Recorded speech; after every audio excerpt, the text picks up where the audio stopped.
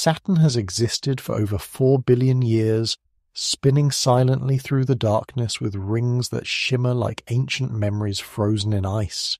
Before humans walked the Earth, before dinosaurs ruled continents that no longer exist, Saturn was already there, circling the Sun with its family of moons in a dance older than life itself. The ringed giant has watched empires rise and fall on Earth, has witnessed the birth of stars in distant galaxies, and holds secrets about the formation of our entire solar system within its swirling clouds and icy satellites.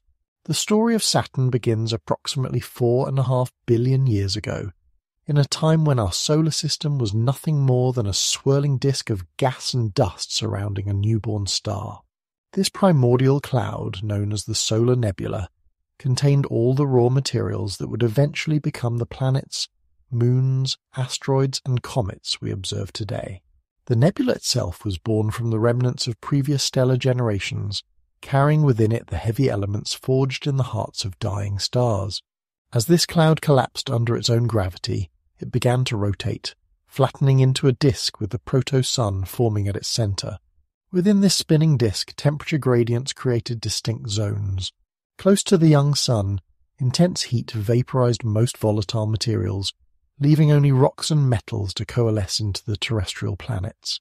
Further out, beyond what astronomers call the frost line or snow line, temperatures dropped sufficiently for water ice and other frozen volatiles to condense. This distance, roughly where the asteroid belt exists today, marked a crucial boundary in planetary formation. Beyond this line, the available building materials increased dramatically, as ice joined rock and metal in the planetary construction process. Saturn formed in this colder region, somewhere between 9 and 10 astronomical units from the Sun. The process began with microscopic dust grains colliding and sticking together through electrostatic forces. These grains gradually grew into pebbles, then boulders, and eventually into planetesimals spanning several kilometers across. Gravity took over at this stage, pulling these larger bodies together with increasing force. The growing proto-Saturn swept up material from its orbital path, accumulating mass at an accelerating rate. The dominant theory explaining Saturn's existence is core accretion, though the details remain subjects of intense scientific debate. According to this model, Saturn began as a rocky and icy core, perhaps 10 to 15 times the mass of Earth. This core formed relatively quickly, possibly within just a few million years, by accumulating solid materials from the surrounding disk. As the core grew more massive, its gravitational influence strengthened, allowing it to capture gas from the nebula. Initially, this gas accumulated slowly, forming an envelope around the solid core. At some critical mass threshold, estimated at around 10 Earth masses, the core's gravity became strong enough to trigger runaway gas accretion. The planet began pulling in hydrogen and helium at an exponential rate, growing rapidly over perhaps just 100,000 years. This brief but intense period of growth determined Saturn's final mass and composition. The planet captured enormous quantities of gas, but not as much as Jupiter, its larger neighbour. Jupiter, having formed first and closer to the Sun where the disk was denser, claimed the lion's share of available material, leaving Saturn with roughly a third of Jupiter's final mass. Some researchers have proposed alternative formation scenarios. The disk instability model suggests that Saturn might have formed directly from the gravitational collapse of a dense region within the gas disk, without requiring a solid core to form first. In this scenario, portions of the disk became gravitationally unstable and collapsed rapidly into gas giant planets. This process could explain how gas giants formed quickly enough to capture nebular gas before the young sun's intense radiation dispersed it. Evidence for and against this model continues to accumulate, with Saturn's internal structure holding crucial clues. Another intriguing possibility involves planetary migration. Computer simulations suggest that Saturn and Jupiter may have formed closer together than their current positions, perhaps even in reversed order compared to their present arrangement. Gravitational interactions with the gas disk and with each other could have caused both planets to migrate, with Jupiter moving inward toward the Sun while Saturn migrated outward. This migration would have profoundly affected the formation and survival of other planets, potentially explaining peculiarities in the inner solar system's architecture. Young Saturn was vastly different from the planet we observe today. Initially, the planet would have been much hotter, glowing brightly in infrared light from the heat generated by its rapid formation. Gravitational potential energy, released as material, fell onto the growing planet, heated Saturn's interior to temperatures potentially exceeding several thousand degrees. The planet radiated this primordial heat into space, slowly cooling over millions of years. As Saturn cooled, its interior underwent dramatic changes. The immense pressure deep within the planet transformed ordinary hydrogen into an exotic metallic form, a liquid that conducts electricity like a metal, despite being composed entirely of hydrogen atoms. This metallic hydrogen layer surrounding the rocky core plays a fundamental role in generating Saturn's magnetic field. The transition between metallic hydrogen and molecular hydrogen occurs at pressures exceeding 1,000,000 times Earth's atmospheric pressure, in a realm forever hidden from direct observation. Saturn's formation also involved capturing or creating its extensive moon system. The innermost moons likely formed from material in orbit around the growing planet, analogous to how planets formed around the Sun. These regular satellites orbit in the same direction as Saturn's rotation, in nearly circular paths aligned with the planet's equator. Other moons, particularly the irregular satellites in distant inclined orbits, represent captured objects, asteroids or comets that wandered too close to Saturn and became gravitationally bound. The iconic rings may have formed much later than the planet itself. Recent research suggests Saturn's rings could be surprisingly young, perhaps only 10 million to 100 million years old, rather than primordial features dating to the planet's formation. These rings might represent the debris from a destroyed moon, shattered either by a collision or by tidal forces as it spiraled too close to Saturn. Alternatively, they could be remnants from a larger Titan-sized moon that lost its icy mantle during the early solar system's chaotic period. One particularly fascinating aspect of Saturn's formation involves its enrichment in heavy elements compared to the Sun. While Saturn consists primarily of hydrogen and helium, like the Sun and Jupiter, it contains significantly more of heavier elements like carbon, nitrogen, and oxygen. These enrichments provide clues about the conditions in the solar nebula and the processes that delivered solid materials to the growing gas giant. Every atom of carbon or molecule of methane in Saturn's atmosphere tells part of the story about the planet's formation environment. The timing of Saturn's formation relative to other solar system bodies influenced the final architecture we observe today. If Saturn formed too quickly, it might have competed more effectively with Jupiter for available gas, potentially becoming the largest planet.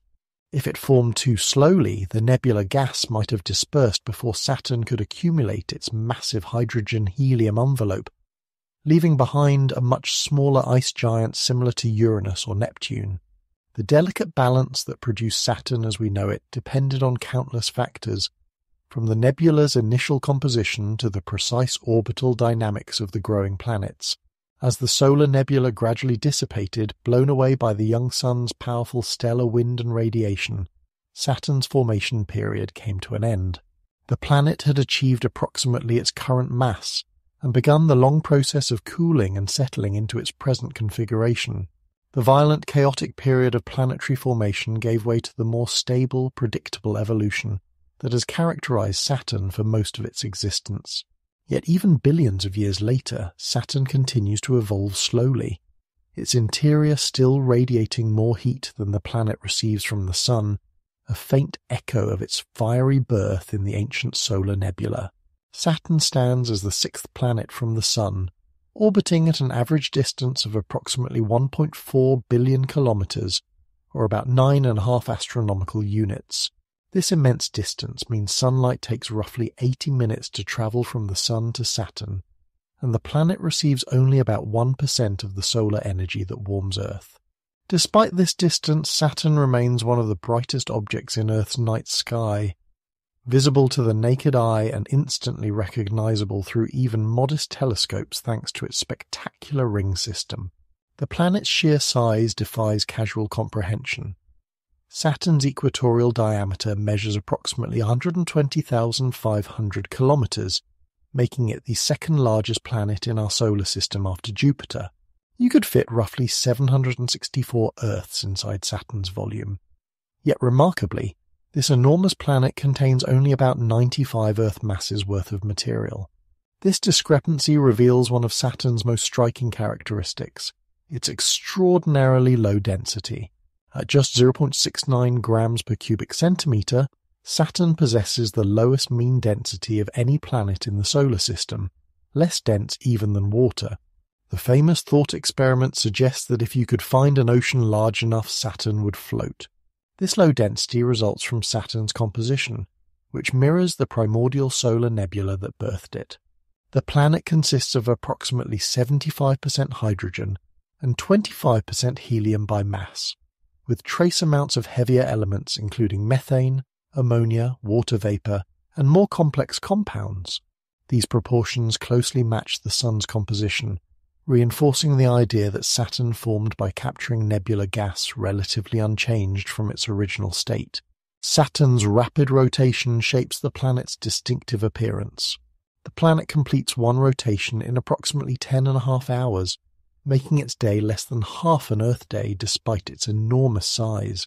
This rapid spin creates powerful centrifugal forces that cause Saturn to bulge dramatically at its equator. The planet's equatorial diameter exceeds its polar diameter by roughly 10,000 kilometers, giving Saturn the most pronounced oblateness of any planet in the solar system. Viewed from its poles, Saturn would appear noticeably flattened, almost football-shaped rather than spherical.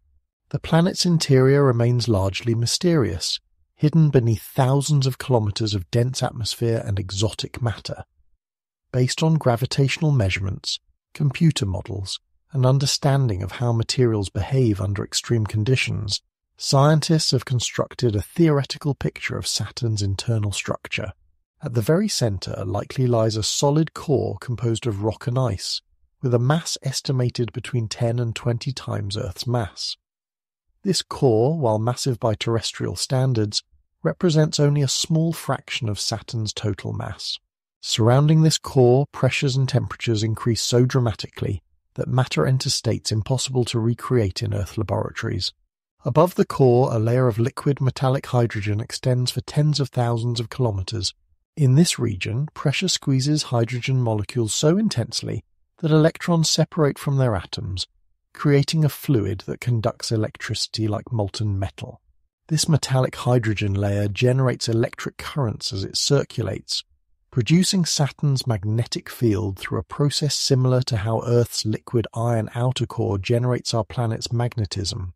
Saturn's magnetic field, while weaker than Jupiter's, still dwarfs Earth's magnetic field in absolute terms.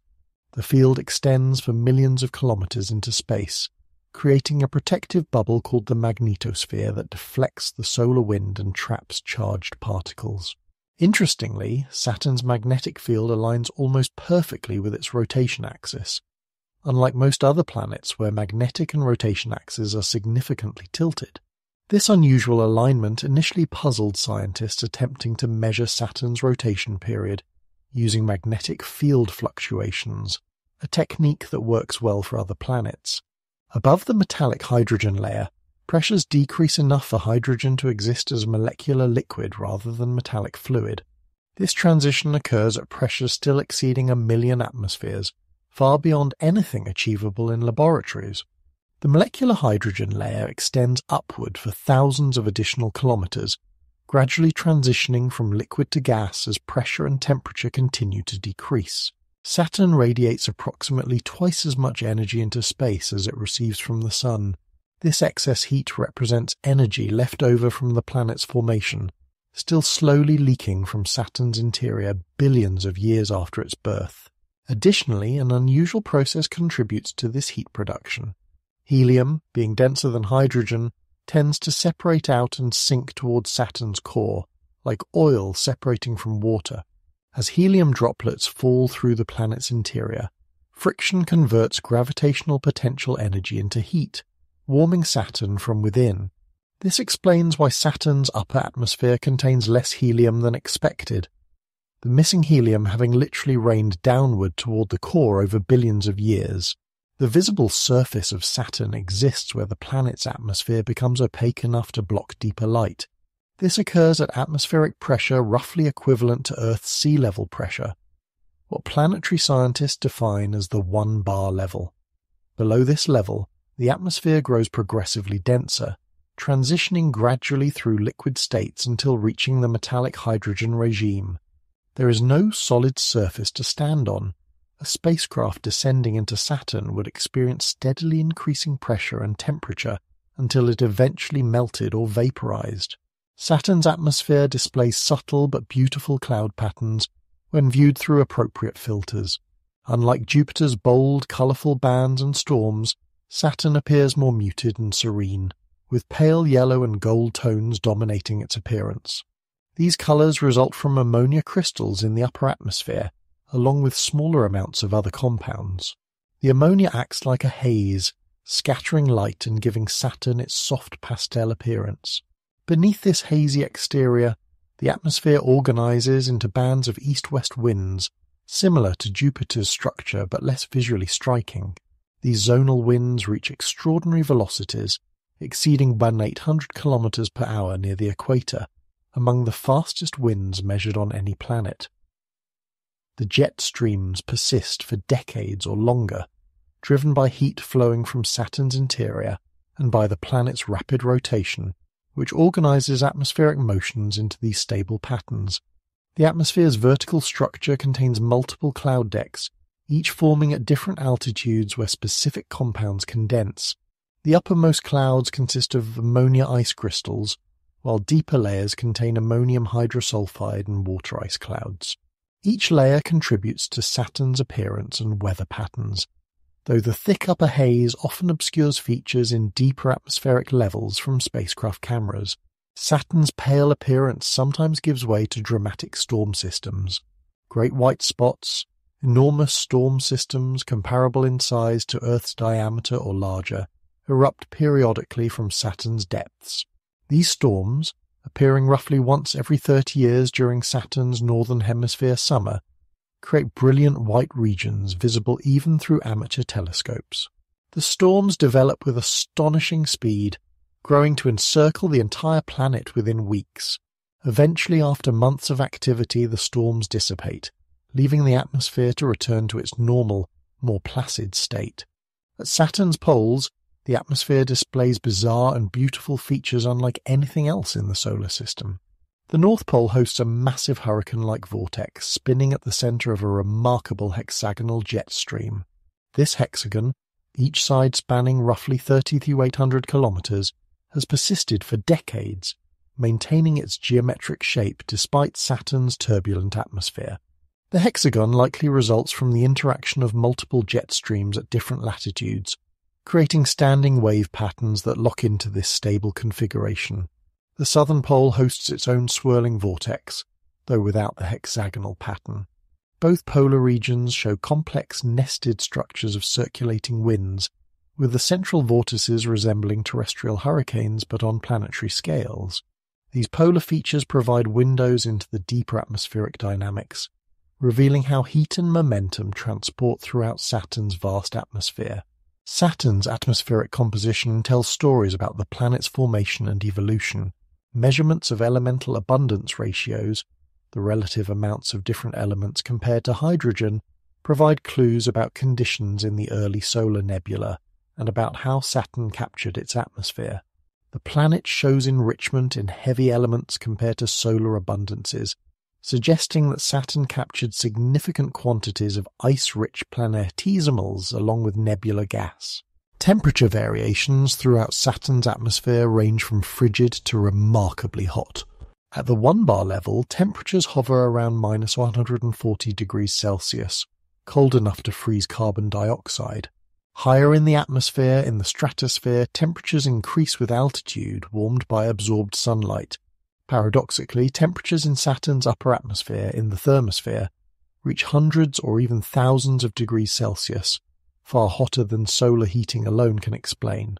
This thermospheric heating problem affects all the giant planets and remains an active area of research.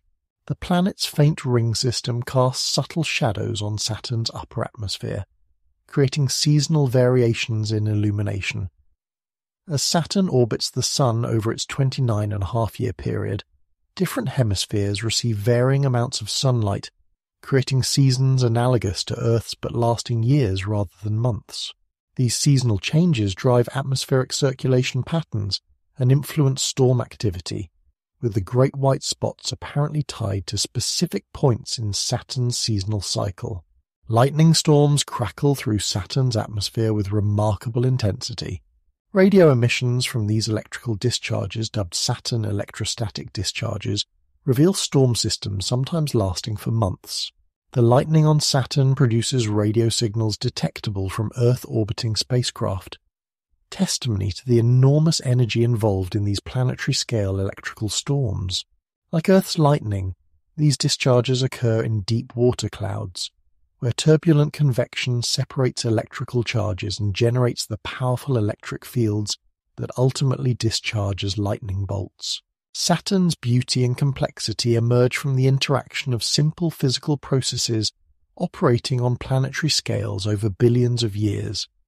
The planet serves as a laboratory for understanding gas giant planets throughout the universe, revealing how such worlds form, evolve, and maintain their distinctive characteristics across cosmic time. Saturn's rings represent one of the most spectacular and recognizable features in the entire solar system. These vast flat structures encircle the planet's equator, extending from roughly 7,000 kilometers above Saturn's cloud tops to over 280,000 kilometers into space. Despite their enormous breadth, the main rings average only about 20 meters thick, making them proportionally thinner than a sheet of paper. This extreme flatness results from countless collisions between ring particles, which gradually flatten any vertical motion into a thin, pancake-like disk. The rings consist of countless individual particles, ranging from dust grain-sized specks to house-sized boulders, each independently orbiting Saturn according to Kepler's laws of planetary motion. Particles in inner regions orbit faster than those farther out, creating differential rotation that helps maintain the ring's structure. The vast majority of ring material consists of water ice, from 90 to 95% by mass, making the rings extraordinarily reflective and bright. This ice gives Saturn's rings their brilliant appearance, shining with reflected sunlight like cosmic jewelry adorning the planet. The ring system divides into several major components, each with distinct characteristics. Starting from the planet and moving outward, the D-ring forms a tenuous inner boundary, extending down nearly to Saturn's atmosphere. This faint ring contains little material and appears almost ghostly in most images. Beyond it lies the C-ring, sometimes called the crepe ring for its gauzy, translucent appearance. The C-ring contains relatively little material compared to its neighbours, and allows significant light to pass through its structure. The B-ring follows the C-ring outward and represents the densest, brightest part of Saturn's ring system. This massive ring contains the most material, creating an opaque barrier that blocks virtually all light attempting to pass through it. The B-ring's outer edge forms one of the sharpest boundaries in the solar system, a knife-edge transition maintained by gravitational interactions with Saturn's moons. The B-ring's inner regions show enormous variations in density and structure, with patterns that shift and evolve over timescales from hours to decades. The famous Cassini division separates the B-ring from the A-ring. Giovanni Domenico Cassini discovered this gap in 1675, centuries before spacecraft could visit Saturn. The Cassini division, roughly 4,700 kilometers wide, appears dark compared to the bright rings on either side, though it actually contains substantial ring material. The gap exists because particles orbiting in this region experience gravitational resonances with Saturn's moon Mimas, which gradually clear out material from specific orbital distances. The A-ring extends from the outer edge of the Cassini division to roughly 137,000 kilometers from Saturn's center. This ring shows beautiful structure, including several gaps and ringlets. The most prominent gap, the Encke gap, lies within the A-ring and contains a small moon named Pan. This tiny satellite shepherds the gap's edges, maintaining the opening through its gravitational influence. The A-ring's outer edge marks another remarkably sharp boundary, maintained by shepherding moons that prevent ring particles from spreading outward. Beyond the main rings lie several fainter structures. The narrow F-ring orbits just outside the A-ring, shepherded by two small moons named Prometheus and Pandora. This dynamic ring shows complex braided structures and knots that change appearance over timescales of weeks or months. The F-ring appears to be a region of ongoing moon formation, where larger clumps periodically form from ring material before breaking apart again. The G-ring and E-ring extend to much greater distances from Saturn. The E-ring in particular spans an enormous volume, reaching from Mimas's orbit out beyond Dione. This tenuous ring consists of microscopic ice particles, fed continuously by geysers erupting from the moon Enceladus. The E-ring particles reflect sunlight, creating a ghostly glow that encircles Saturn like a pale halo. The ring's origin has puzzled scientists since their discovery. For many decades, astronomers assumed the rings were primordial, formed along with Saturn itself 4.5 billion years ago. However, recent evidence challenges this long-held assumption. The rings appear surprisingly clean and bright, with relatively little contamination from darker micrometeorite material that constantly rains down on them. Additionally, gravitational measurements during the Cassini mission's finale revealed that the rings contain much less mass than previously estimated, perhaps only 40% of the moon Mimas's mass. These observations suggest the rings may be quite young, perhaps only 10 million to 100 million years old. In this scenario, the rings formed relatively recently in Saturn's history, possibly from the tidal destruction of a moon that wandered too close to the planet. Inside the Roche limit, roughly 2.5 Saturn radii from the planet's center, tidal forces exceed the gravitational self-attraction holding moons together. Any moon crossing this boundary would be torn apart, its fragments spreading into a ring around the planet. Alternatively, the rings might have formed from debris created when a moon suffered a catastrophic collision with an asteroid or comet. Such an impact could shatter the moon, creating a cloud of fragments that gradually spread into ring structures. Computer simulations show that impacts of sufficient violence could indeed produce ring systems resembling Saturn's current configuration.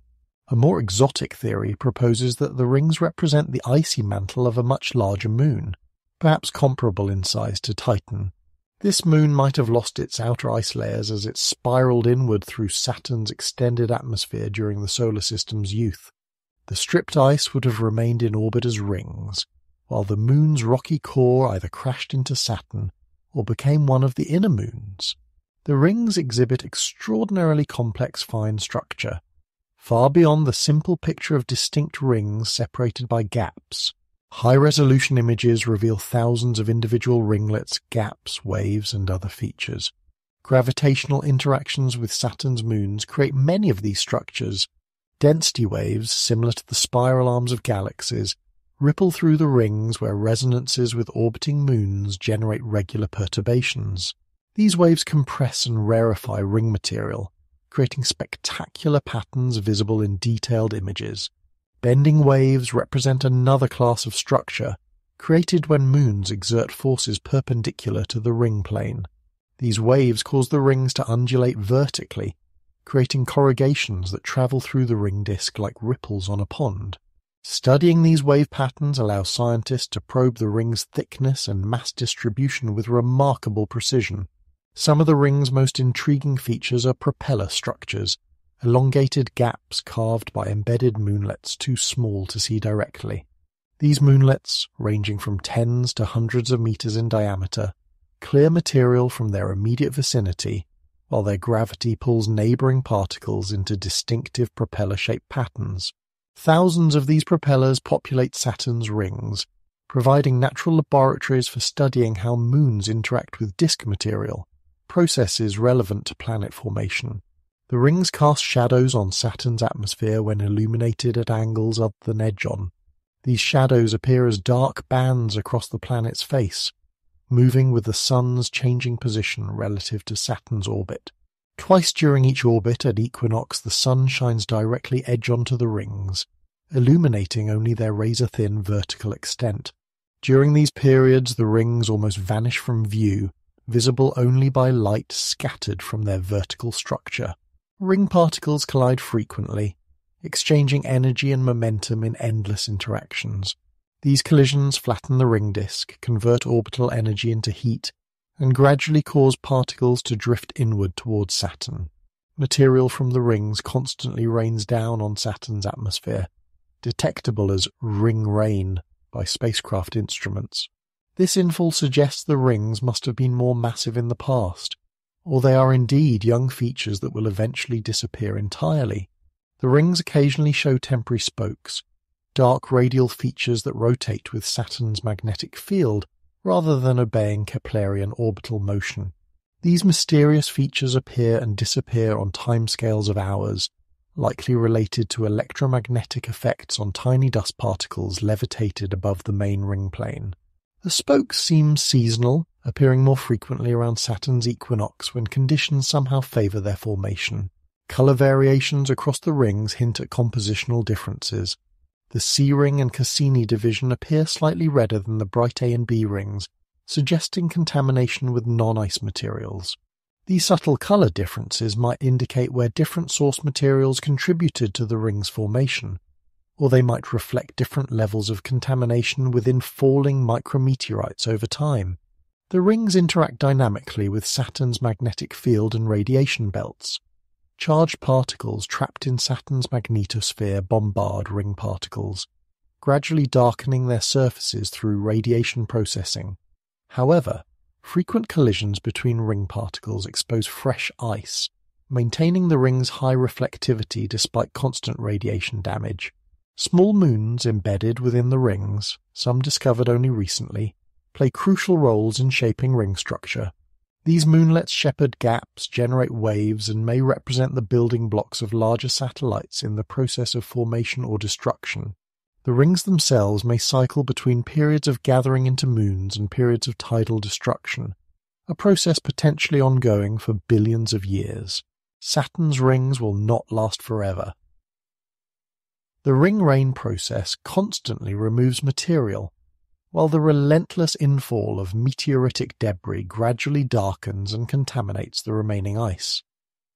Current estimates suggest the rings might vanish entirely within 100 million years, a cosmic blink of an eye in planetary terms. Future humans may witness one of the final chapters in the life of Saturn's glorious rings, a transient decoration adorning an ancient world.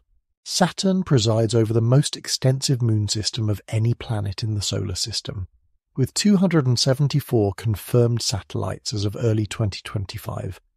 These moons range dramatically in size, composition, and character, from tiny irregular fragments mere kilometres across to Titan, larger than the planet Mercury.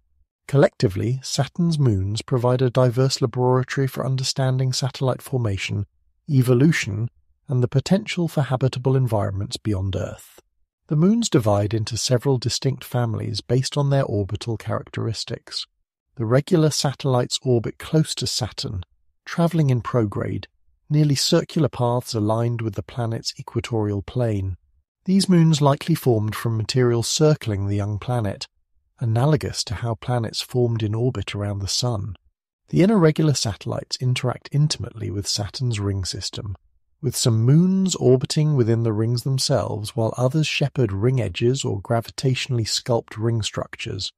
The irregular satellites orbit at much greater distances, following eccentric inclined paths that suggest they are captured objects rather than native Saturnian moons. These distant satellites divide into several groups based on their orbital properties. The Inuit group orbits at moderate distances with inclinations around 45 degrees. The Norse group occupies the most distant Saturnian orbits, extending millions of kilometres from the planet. Many irregular satellites follow retrograde orbits, circling Saturn in the direction opposite the planet's rotation, strong evidence for their capture origin.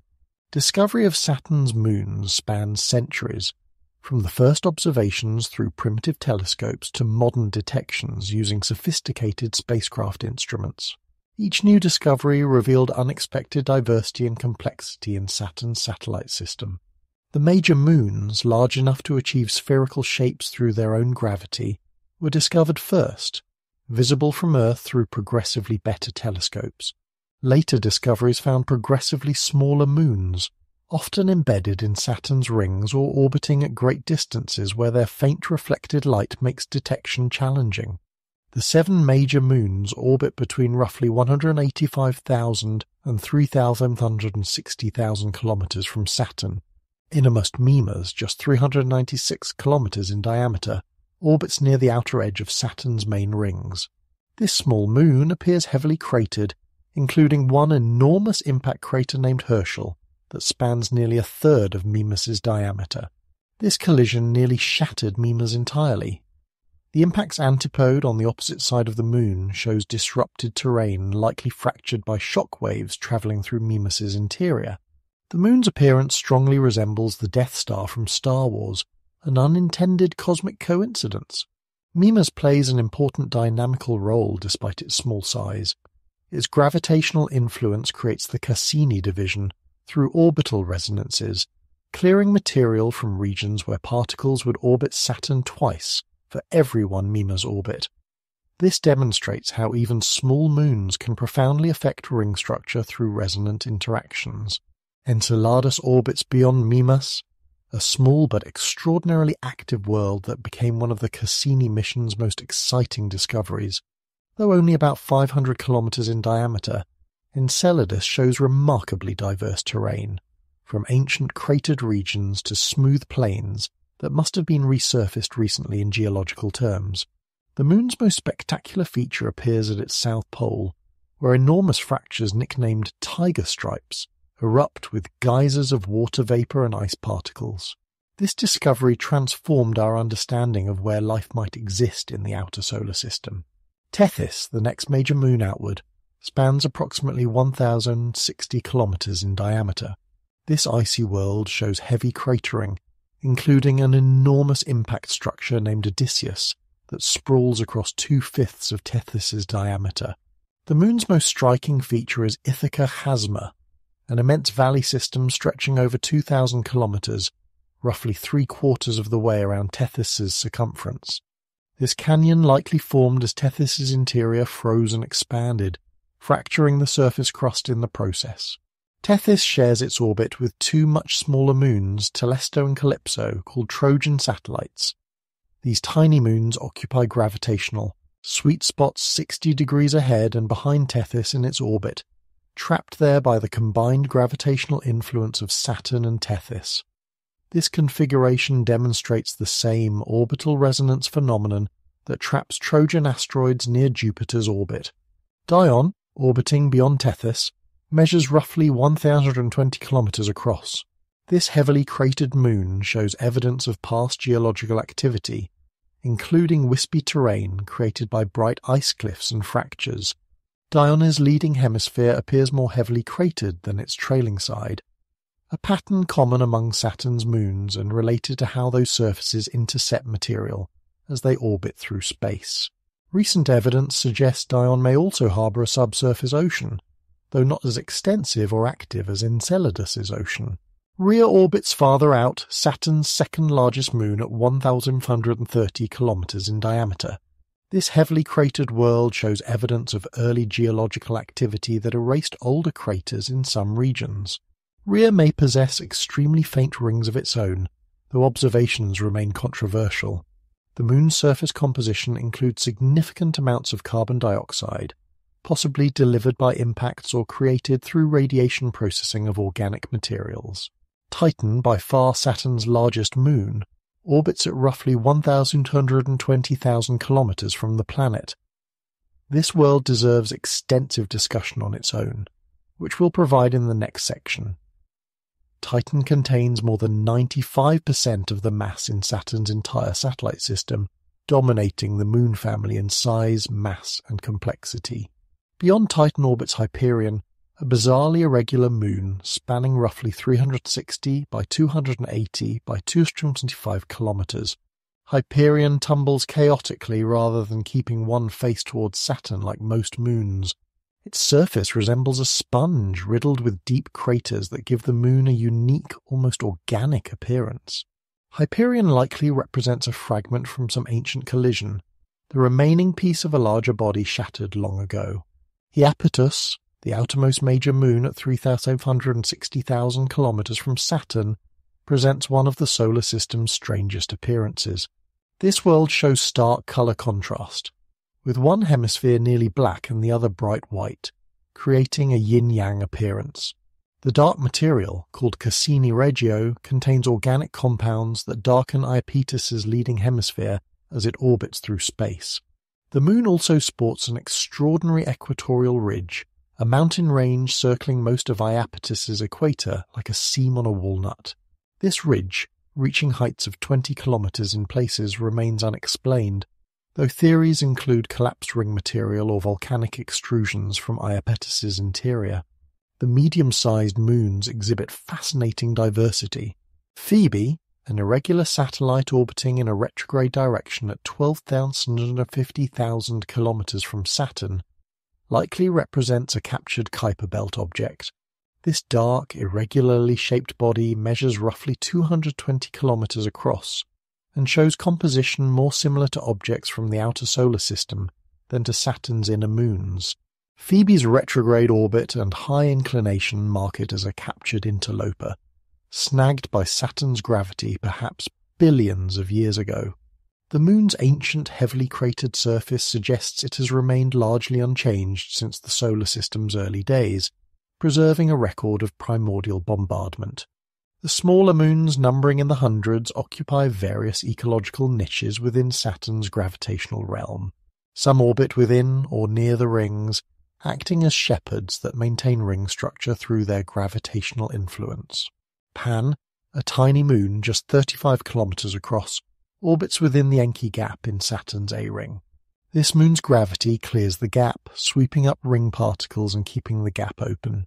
Pan's distinctive shape resembles a flying saucer or ravioli, with equatorial ridges formed by ring material accreting onto the moon's equator. Daphnis, even smaller at only 8 kilometers across, orbits in the Keeler Gap within Saturn's A-ring. Despite its diminutive size, Daphnis creates remarkable wave patterns at the gap edges, with the moon's gravity pulling ring material into vertical undulations that rise and fall as Daphnis passes. These waves provide clear visual evidence of gravitational interactions between moons and ring particles. Atlas orbits just outside the A-ring's outer edge, another small moon with the characteristic equatorial ridge created by ring particle accretion. Prometheus and Pandora, slightly larger at roughly 86 and 81 kilometers respectively, orbit on either side of the narrow F ring, acting as shepherd moons that constrain the ring's edges.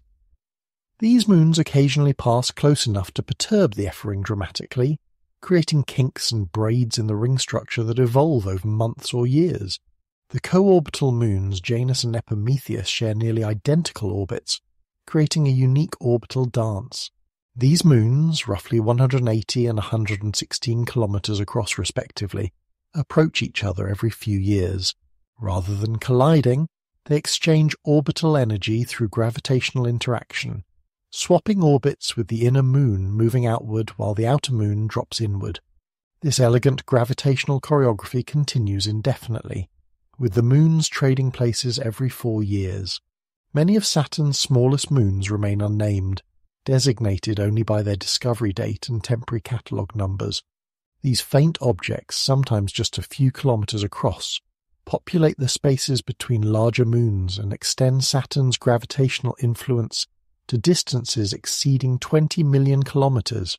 Some of these distant irregular satellites may themselves be fragments from collisions between larger irregular satellites, creating families of objects with similar orbits.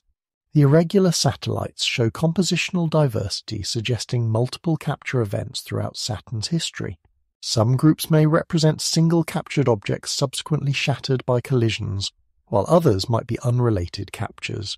Their retrograde orbits and high inclinations suggest they formed elsewhere in the solar system, perhaps in the Kuiper Belt or scattered disk, before gravitational interactions with the giant planets placed them on trajectories that brought them near Saturn.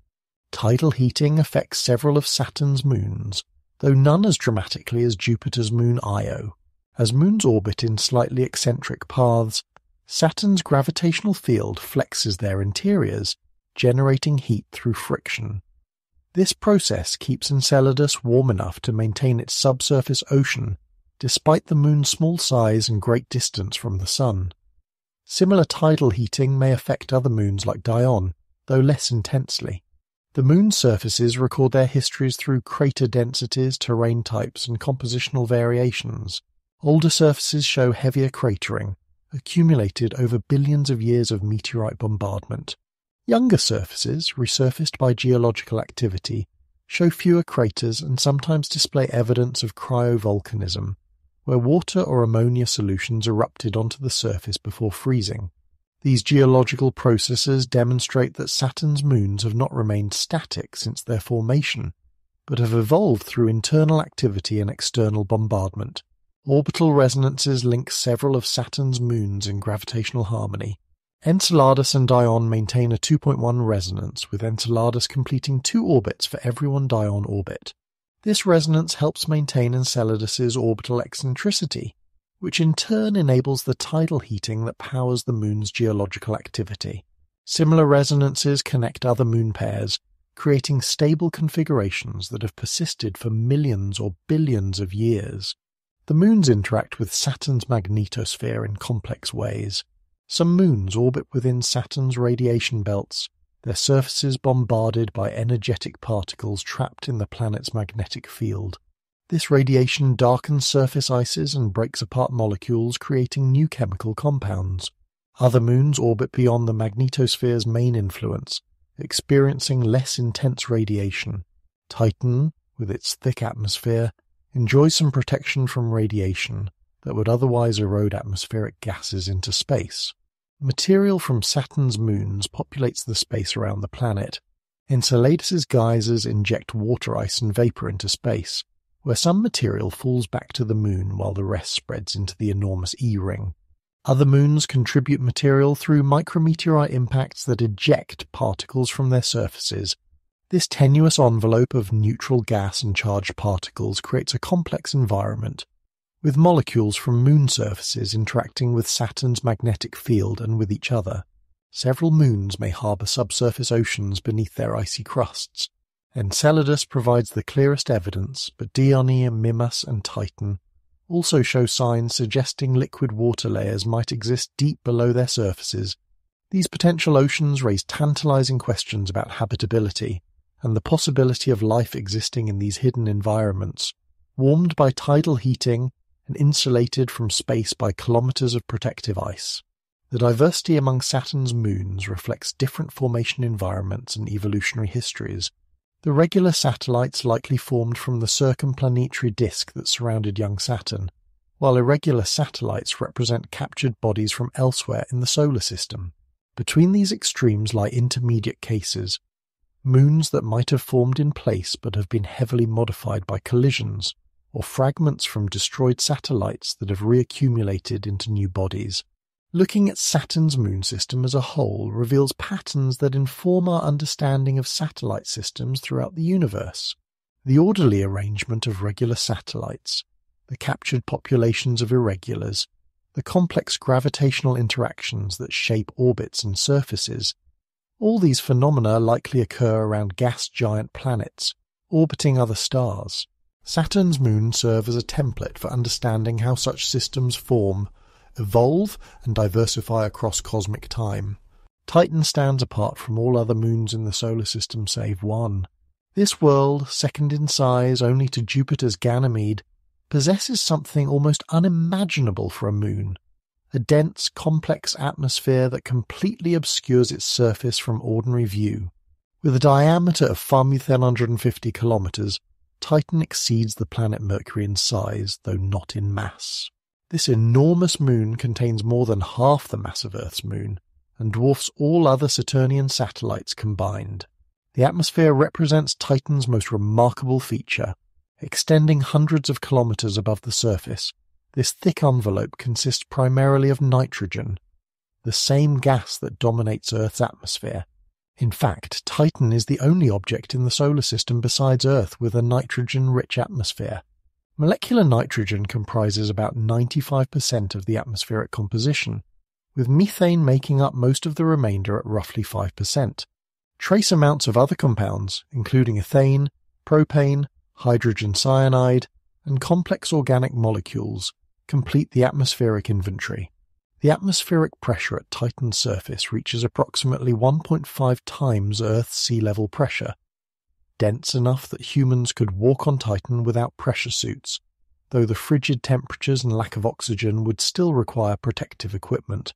This dense atmosphere results partly from Titan's lower gravity, about 1/7 of Earth's, which allows the atmosphere to extend higher and contain more mass than it could on a larger world. Titan's atmosphere generates a complex organic chemistry factory, unlike anywhere else in the solar system. High in the atmosphere, solar ultraviolet light and charged particles from Saturn's magnetosphere break apart nitrogen and methane molecules. The resulting fragments recombine into progressively more complex organic compounds, creating a photochemical haze that gives Titan its characteristic orange color. This haze, consisting of tiny aerosol particles formed from complex hydrocarbons and nitrogen-bearing compounds, scatters blue light while allowing red wavelengths to pass through, similar to how Earth's atmosphere creates blue skies and red sunsets. The atmospheric chemistry produces tholins, complex organic molecules that rain down onto Titan's surface, accumulating over millions of years. These sticky, tar-like compounds may cover much of the surface, darkening landscapes and potentially preserving organic chemistry for billions of years. The continuous production and deposition of organic material makes Titan one of the most carbon-rich environments in the solar system, second perhaps only to early Earth, before life consumed much of the available organic molecules. Beneath the obscuring haze lies a world of extraordinary beauty and strangeness. Titan's surface, revealed by radar imaging from the Cassini spacecraft and direct photography by the Huygens probe, shows landscapes that seem hauntingly familiar yet utterly alien. Mountains rise thousands of meters above average surface elevation. River channels wind across plains carved by liquid flowing toward low-lying areas. Vast dune fields stretch for hundreds of kilometers, shaped by winds blowing across endless expanses of organic sand. Lakes and seas pool in basins, their surfaces smooth and dark against surrounding terrain. But the familiar shapes conceal alien compositions. The rivers flow not with water but with liquid methane and ethane, hydrocarbons that remain liquid at Titan's frigid surface temperature of -179 degrees Celsius. The dunes consist not of silicate sand but of organic particles, eroded grains of water ice coated with tholins, blown by winds into linear formations stretching parallel to prevailing wind directions.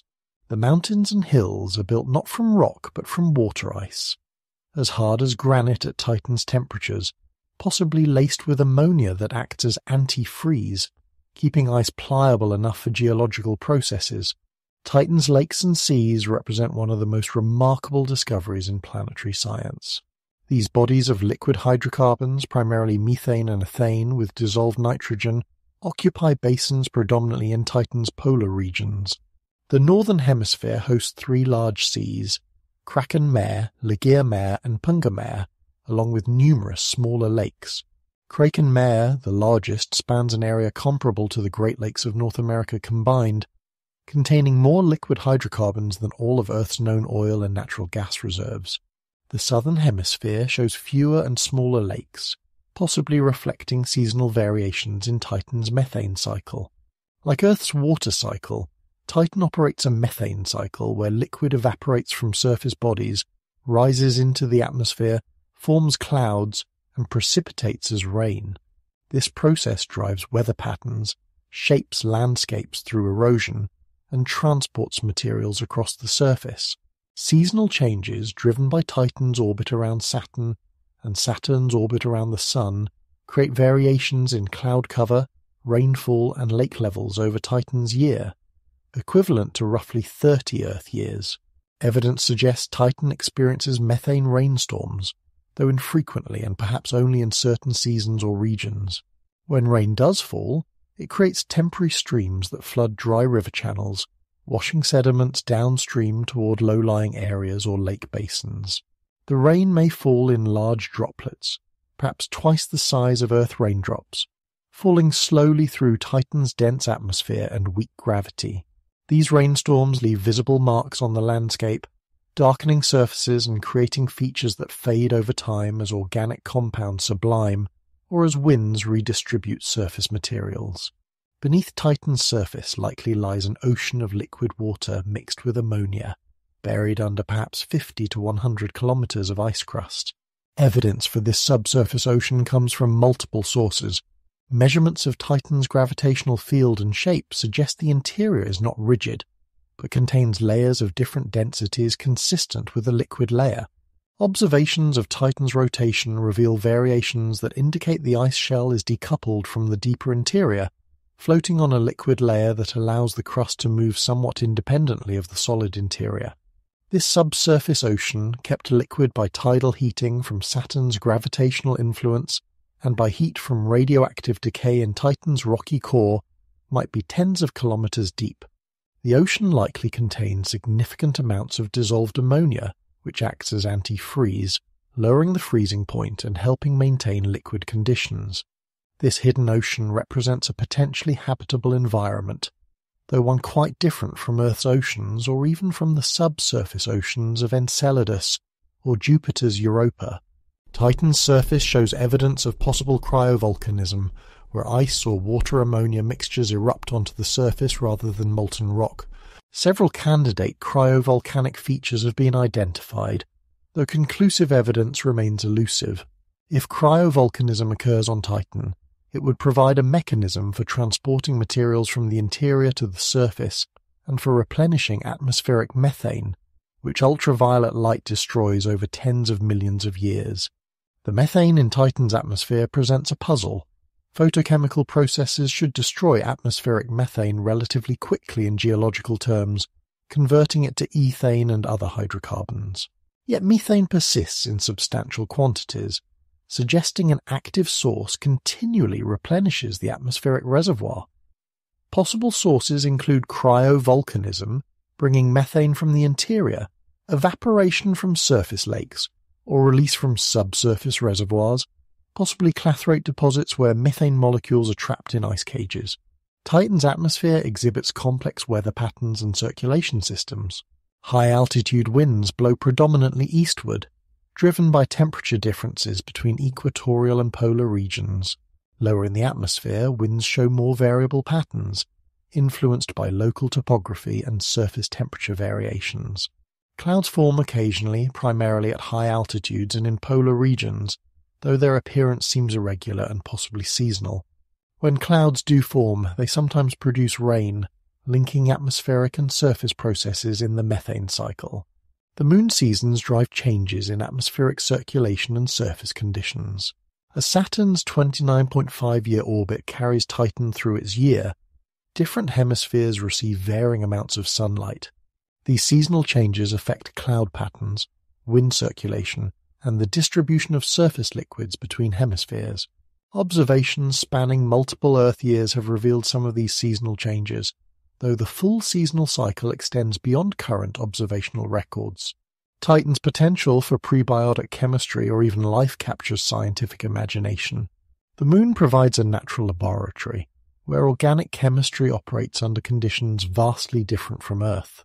The surface environment, far too cold for liquid water, seems unlikely to host life as we know it. However, the subsurface ocean might provide habitable conditions, assuming life could arise in water-ammonia solutions. Some speculative scenarios even propose exotic life forms that might use liquid methane as a solvent rather than water, though such possibilities remain purely theoretical. The study of Titan offers insights relevant to understanding early Earth. Before life transformed our planet, Earth's atmosphere may have been more chemically similar to Titan's, rich in methane and producing complex organic compounds through atmospheric chemistry. Titan preserves conditions that may resemble those on early Earth, providing a window into prebiotic chemistry occurring over planetary scales and timescales. Understanding the organic chemistry on Titan could illuminate processes that led to life's origin on Earth billions of years ago.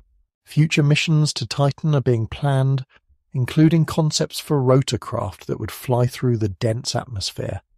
submarines that would explore liquid hydrocarbon seas, and landers that would analyze surface materials for signs of complex chemistry or even biological signatures. Titan stands as one of the highest priority targets for solar system exploration, a world that bridges the gap between planetary science, atmospheric chemistry, oceanography, and astrobiology. This remarkable moon, larger than a planet yet orbiting another planet, demonstrates that moons can be as complex and fascinating as planets themselves.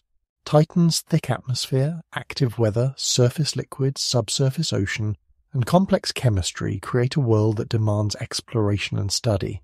In many ways, Titan represents the most Earth-like world in the solar system despite being utterly alien in composition and conditions.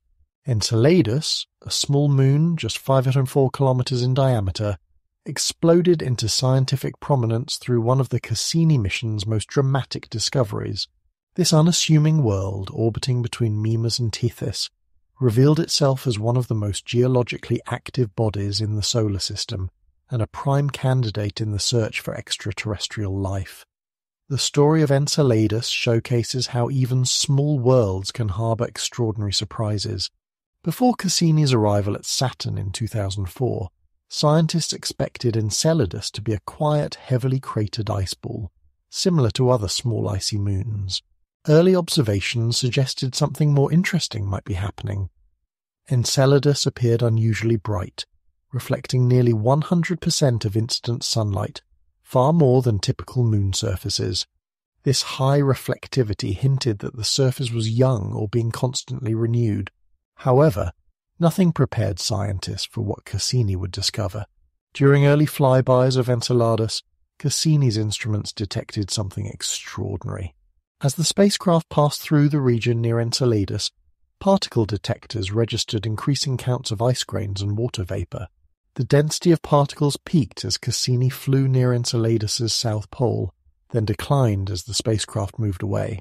This pattern suggested an active source at or near Enceladus's south pole, ejecting material into space. Follow-up observations confirmed the stunning reality. Enormous geysers of water vapor, ice particles, and trace organic compounds were erupting from Enceladus's south polar region. Images showed plumes reaching hundreds of kilometers above the surface, bright against the darkness of space. The geysers emerge from 4 prominent fractures, nicknamed tiger stripes, that stretch across Enceladus's south polar terrain. These fractures, named Alexandria, Cairo, Baghdad, and Damascus-Sulci, glow with thermal emission, indicating they are warmer than the surrounding surface. The geysers of Enceladus represent clear evidence for a subsurface ocean. The composition of ejected material, primarily water vapor with small amounts of ice particles, salt, silica, and organic molecules, indicates the plumes originate from liquid water in contact with rock. The salts suggest water has interacted with minerals from Enceladus's rocky core, dissolving compounds that then travel upward to be ejected by the geysers. The organic molecules, while simple, demonstrate that complex chemistry occurs in Enceladus's ocean. Gravitational measurements during Cassini's close flybys revealed that Enceladus's interior structure is not uniform. The data indicated a global ocean lying beneath perhaps 30 to 40 kilometers of ice crust, extending tens of kilometers deep. This ocean, warmed by tidal heating from Saturn's gravitational influence, contains more water than previously thought possible for such a small moon. The ocean makes direct contact with Enceladus's rocky core, enabling water-rock interactions that enrich the ocean with minerals and perhaps provide chemical energy to support potential life.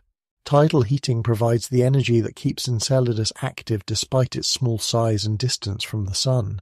As Enceladus orbits Saturn in a slightly eccentric path, maintained by orbital resonance with Diona, Saturn's gravitational field flexes the Moon's interior. This constant deformation generates heat through friction, similar to how repeatedly bending a wire back and forth causes it to warm up.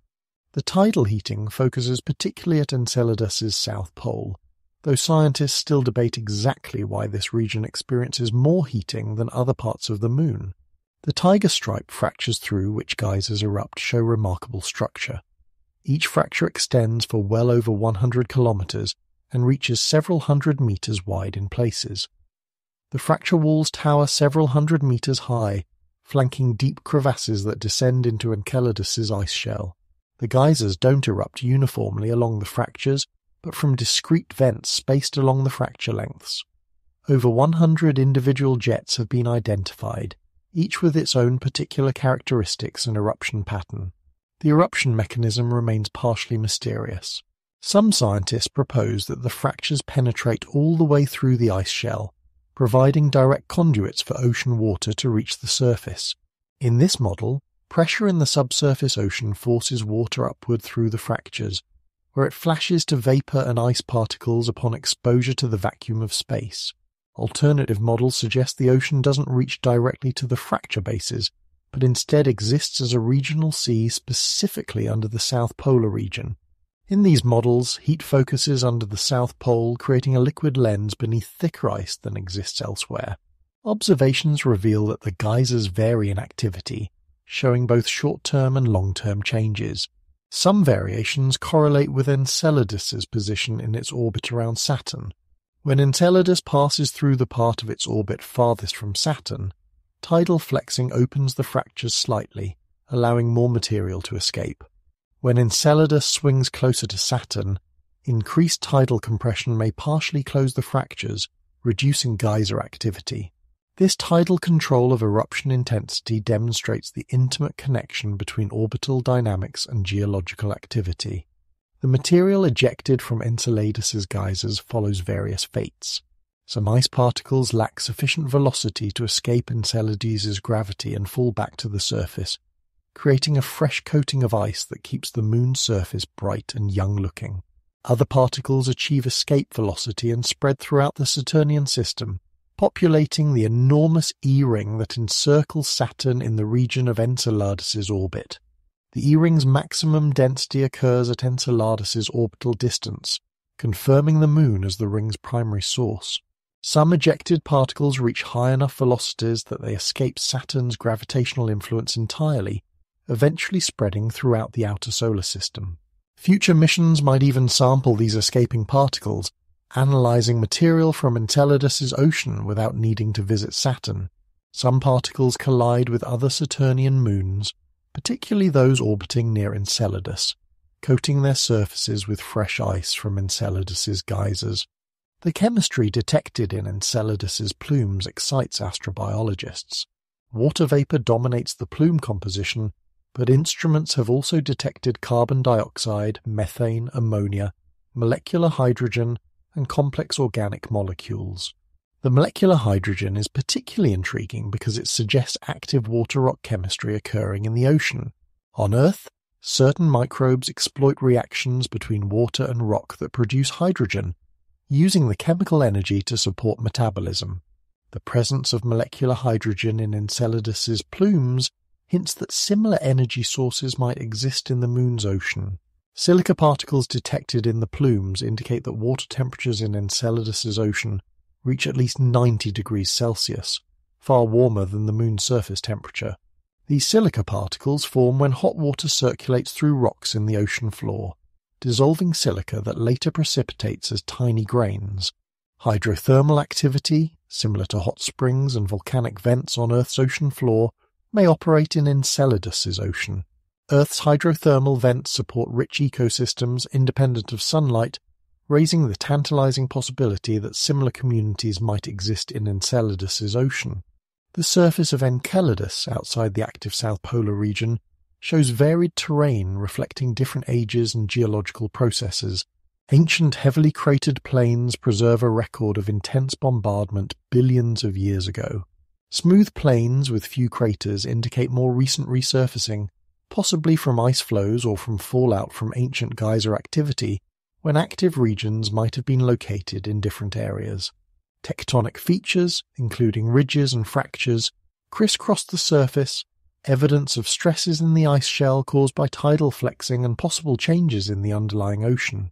The discovery that Enceladus harbours a global ocean beneath its ice shell, experiences active geology, ejects organic molecules, shows evidence of hydrothermal activity, and possesses chemical energy sources potentially usable by life, makes this small moon one of the highest priority targets in the search for life beyond Earth. Future missions might fly through the plumes to sample ocean material directly, or even land near the South Pole to analyze freshly erupted material. More ambitious proposals envision sending a probe through the ice shell to explore the ocean directly, though such missions lie many decades in the future. Enceladus demonstrates that habitability is not limited to large planets orbiting in their star's habitable zone. Small moons, warmed by tidal heating rather than stellar radiation, can maintain liquid water oceans for billions of years. This expanded definition of habitable environments suggests that life-supporting worlds might be far more common in the universe than previously imagined. Icy moons orbiting giant planets throughout our galaxy could potentially harbour subsurface oceans and perhaps even life. Beyond the major moons and well-known Titan and Enceladus, Saturn's satellite system includes dozens of smaller worlds, each with unique characteristics and stories to tell.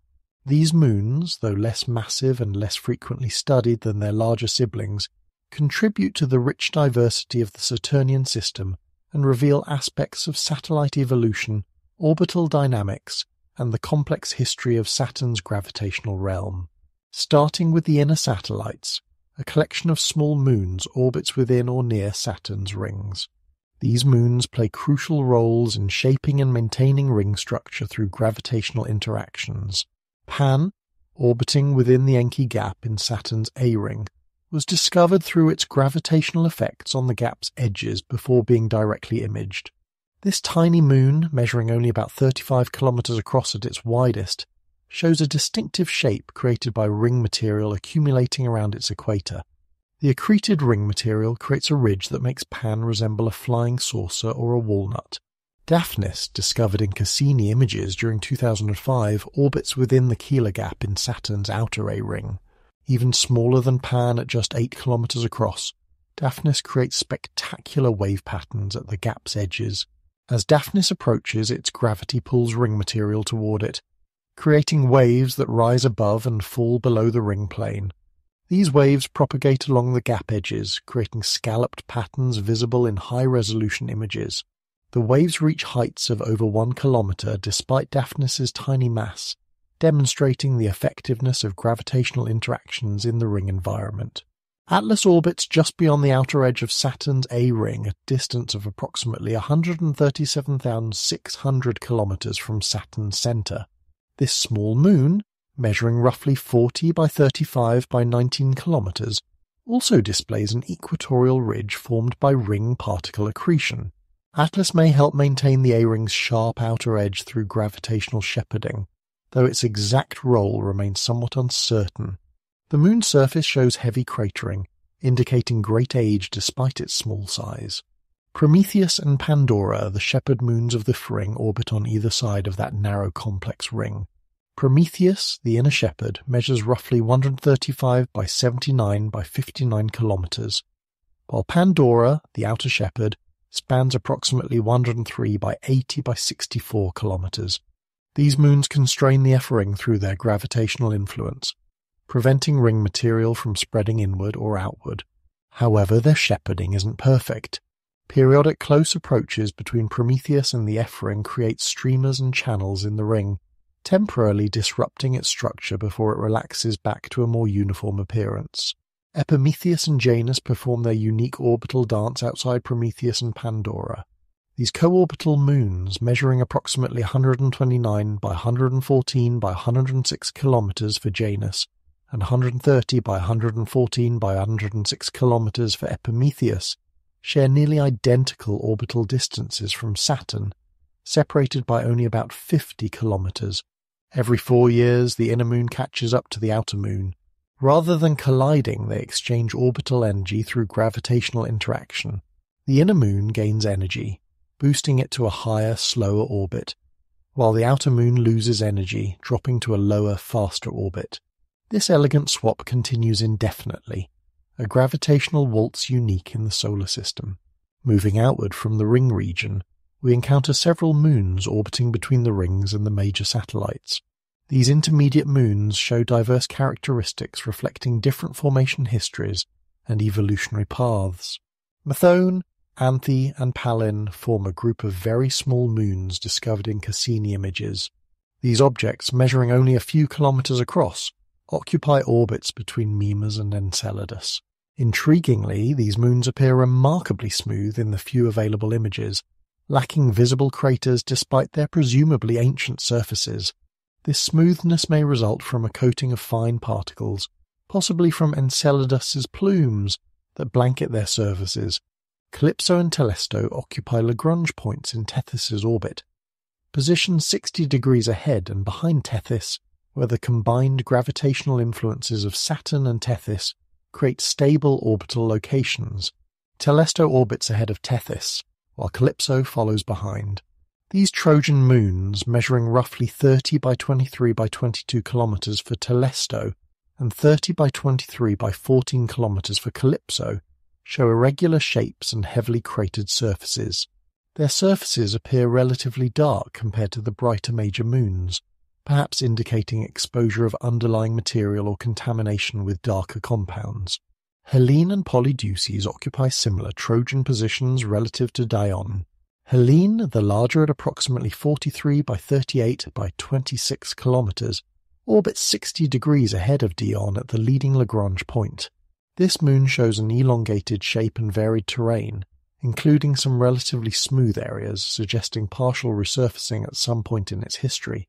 Polydeuce, much smaller at roughly 3.5 kilometers across, trails Dione at the trailing Lagrange point. Its small size and faint appearance made discovery difficult, occurring only during Cassini's mission. Hyperion, though technically counted among the major moons due to its size, deserves special mention for its bizarre characteristics. This irregularly shaped moon, measuring roughly 360 by 280 by 225 kilometers, tumbles chaotically through space rather than keeping one face towards Saturn like most moons. This chaotic rotation results from Hyperion's irregular shape and its proximity to massive Titan, whose gravitational influence perturbs Hyperion's rotation in unpredictable ways. Hyperion's rotation state is deterministically chaotic, meaning small changes in initial conditions lead to vastly different outcomes, making long-term predictions of its orientation impossible. Hyperion's surface presents one of the strangest appearances in the solar system. The moon resembles a sponge riddled with deep, steep-walled craters that give the surface a highly porous appearance. Many craters show dark material on their floors, possibly organic compounds exposed from beneath cleaner ice surfaces. The overall appearance suggests Hyperion has extremely low density, perhaps only about half the density of water ice, indicating the moon is highly porous throughout, not just on its surface. Hyperion may essentially be a loosely consolidated rubble pile, a collection of fragments bound together by weak gravity rather than a coherent solid body. Beyond the regular satellite system, Saturn's irregular satellites occupy distant, inclined, often retrograde orbits. These captured objects, numbering in the dozens with more being discovered regularly, likely originated as asteroids, comets, or Kuiper belt objects that wandered into Saturn's gravitational influence and became trapped. The irregular satellites divide into several dynamical groups based on their orbital characteristics, suggesting they may represent fragments from several parent bodies shattered by collisions after capture. Phoebe, the largest irregular satellite, orbits in a retrograde direction at roughly 12,150,000 kilometers from Saturn. This moon, measuring approximately 220 kilometers in diameter, shows a dark, heavily cratered surface quite different from the bright icy surfaces of Saturn's regular satellites. Spectroscopic observations reveal surface composition including water ice, carbon dioxide ice, and various minerals, a combination suggesting Phoebe formed in the outer solar system, possibly in the Kuiper belt, before being captured by Saturn. Phoebe's retrograde orbit and high inclination of about 175 degrees mark it definitively as a captured object rather than a native Saturnian satellite. The Norse group of irregular satellites occupies the most distant Saturnian orbits, extending out to distances exceeding 24 million kilometers from the planet. These moons, all following retrograde orbits with high inclinations, include objects like Ymir, Palyak, Tarvos, Igerak, Sutunga, Kivyuk, Mundilfari, Albiorix, Scathi, Eriapus, Sianak, and many others. Most measure only a few kilometers across and appear quite faint even in spacecraft images. Their similar orbital characteristics suggest they may all be fragments from one or a few parent bodies broken apart by collisions. The Inuit group forms another family of irregular satellites with moderate inclinations around 40 to 50 degrees and orbits extending to distances of 11 to 18 million kilometers from Saturn. This group includes moons like Igerak, Kivyuk, Palyak, and Sianak. These objects also follow prograde orbits unlike the retrograde Norse group, though their high inclinations still mark them as captured rather than primordial. The Gallic group comprises just a few known members orbiting at moderate distances with lower inclinations than the Norse or Inuit groups. These moons, including Albiorix, Bebion, Eriapus, and Tarvos, follow prograde orbits that are still inclined enough to indicate capture rather than formation in Saturn's circumplanetary disk. Many of Saturn's irregular satellites remain unnamed, designated only by temporary catalogue numbers assigned upon their discovery. The naming convention for Saturnian moons draws from various mythologies, particularly Norse, Gallic, and Inuit traditions, reflecting the diversity of these captured populations. As surveys discover additional faint distant objects, the census of Saturn's irregular satellites continues to grow. The origin of irregular satellites remains partially mysterious. Saturn's current gravitational capture cross-section is relatively small, making it difficult to capture objects on random trajectories through the outer solar system. Most likely, captures occurred primarily during the solar system's early history, when conditions differed significantly from today. During the late heavy bombardment, roughly 3.9 billion years ago, large numbers of objects from the outer solar system scattered throughout the inner regions, creating a target-rich environment for gravitational captures. Additionally, interactions with gas from Saturn's extended early atmosphere or with circumplanetary disk material could have facilitated captures that would be impossible today. Collisions between captured objects and the subsequent fragmentation into families of smaller satellites likely occurred over Saturn's history. The clustering of orbital elements within groups like the Norse and Inuit groups points to common origins from fragmented parent bodies.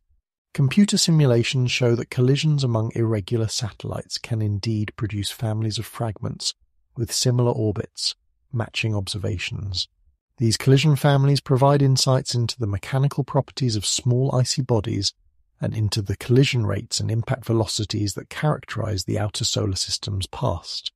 The irregular satellites serve as time capsules, preserving information about conditions in the early solar system and about the composition of objects from various source regions.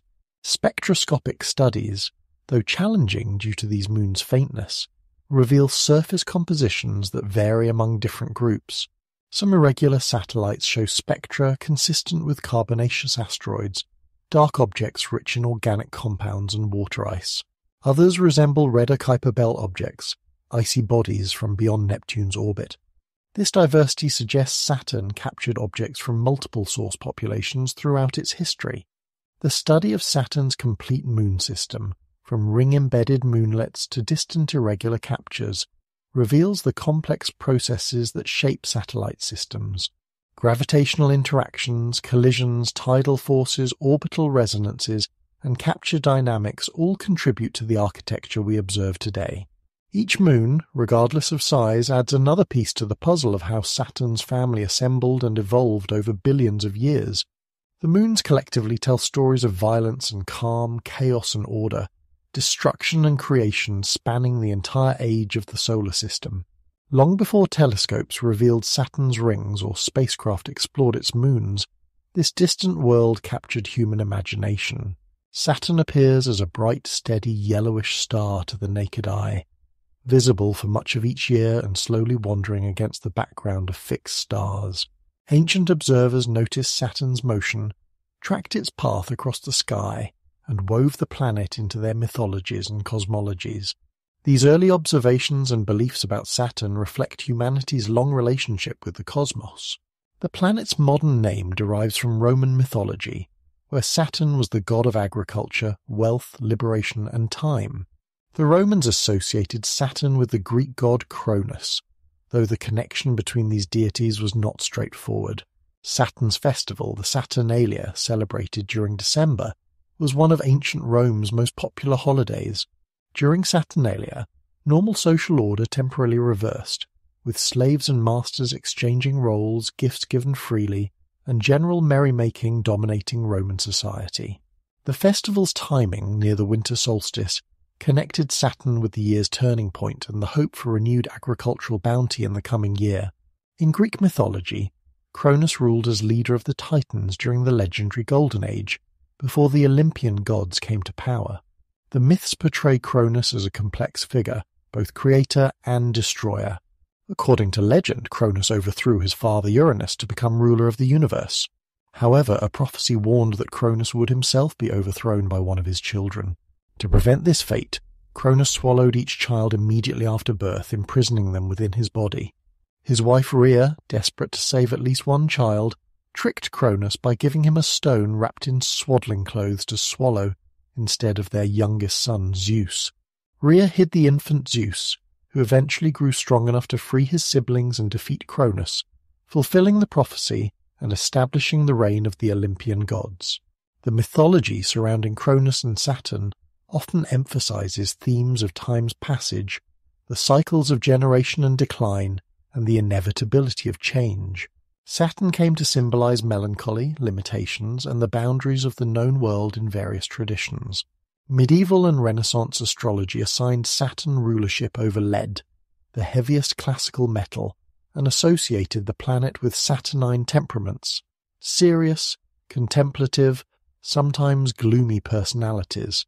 The connection between Saturn and time deepened over centuries, eventually leading to depictions of Father Time carrying a scythe, an image merging Saturn's agricultural associations with his role as time's inexorable march.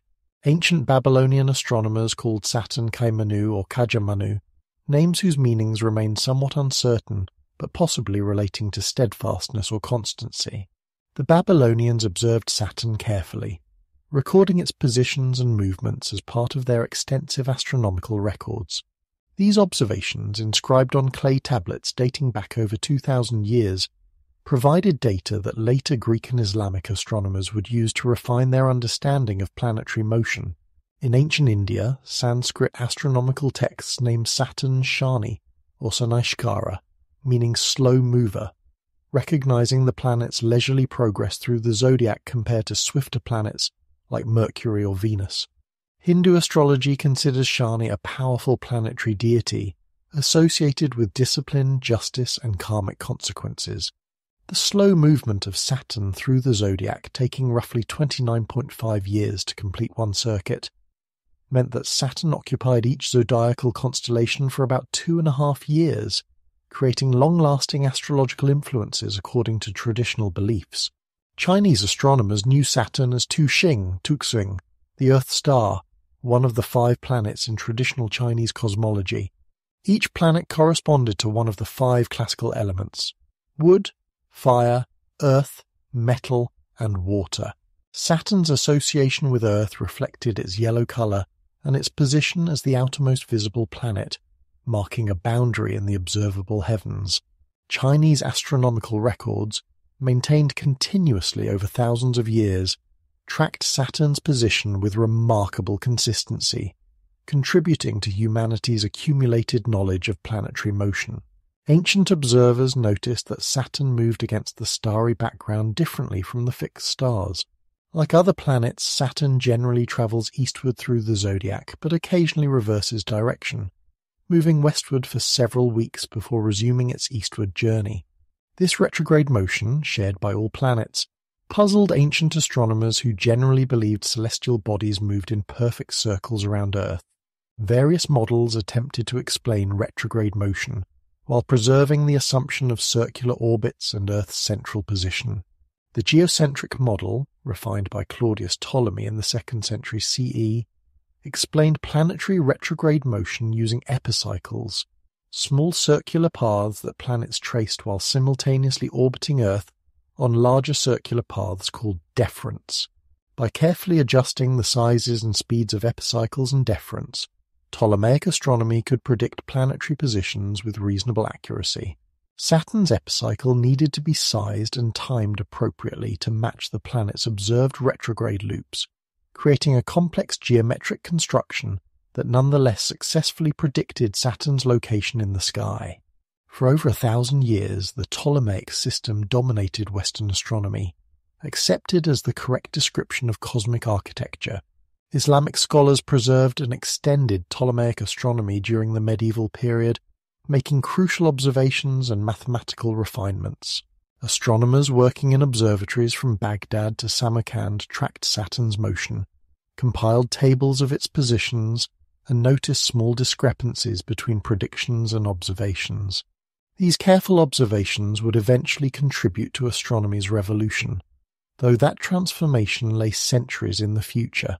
Saturn's slow motion and distant position in the solar system meant it completed only about 2 orbits during an average human lifetime. Ancient astrologers interpreted this sluggish pace as evidence of Saturn's profound, long-lasting influence on human affairs. Major life transitions, periods of testing and limitation, and significant endings were often associated with Saturn's transits through particular parts of an individual's astrological chart. Whether these astrological beliefs held any objective truth, they reflected genuine observations of Saturn's astronomical behavior and humanity's attempt to find meaning in celestial patterns. The realization that planets orbited the Sun rather than Earth emerged gradually during the 16th and 17th centuries. Nicholas Copernicus, in his 1543 work De Revolutionibus Orbium Caelestium, proposed a heliocentric model where Earth and the other planets circled the Sun. In this system, Saturn orbited beyond Jupiter, the most distant planet in Copernicus's model. The heliocentric arrangement naturally explained retrograde motion as a perspective effect. When faster-moving Earth overtakes a slower outer planet in its orbit, the outer planet appears to move backward against the starry background, like a car being passed on a highway seems to move backward relative to the overtaking vehicle. Johannes Kepler refined the heliocentric model by discovering that planets follow elliptical rather than circular orbits, with orbital speeds varying according to mathematical laws.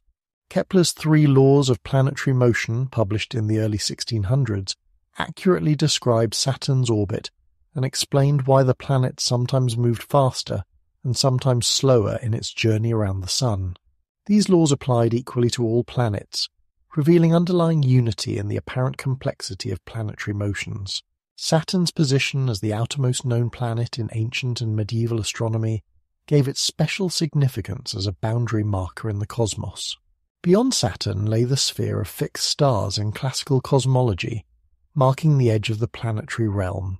This boundary position reinforced Saturn's association with limits, endings, and the far reaches of accessible space. When Uranus was discovered in 1781, extending the known solar system beyond Saturn's orbit, it represented a dramatic expansion of humanity's cosmic neighborhood. Ancient observations of Saturn, conducted without optical aid, nonetheless revealed accurate information about the planet's motion, position, and behavior. These observations, accumulated over thousands of years across many cultures, provided the foundation for mathematical astronomy. The patient work of ancient astronomers, carefully marking Saturn's position night after night, year after year, generation after generation, created the empirical basis on which later discoveries would build. The invention of the telescope in the early 1600s revolutionized astronomy, transforming planets from wandering lights into worlds with visible features. Saturn became one of the first targets for early telescopes, revealing immediately that this planet held surprises beyond what naked eye observation could reveal. The story of Saturn's telescopic discovery illustrates both the power of the new instrument and the challenges of interpreting novel observations without theoretical framework to guide understanding.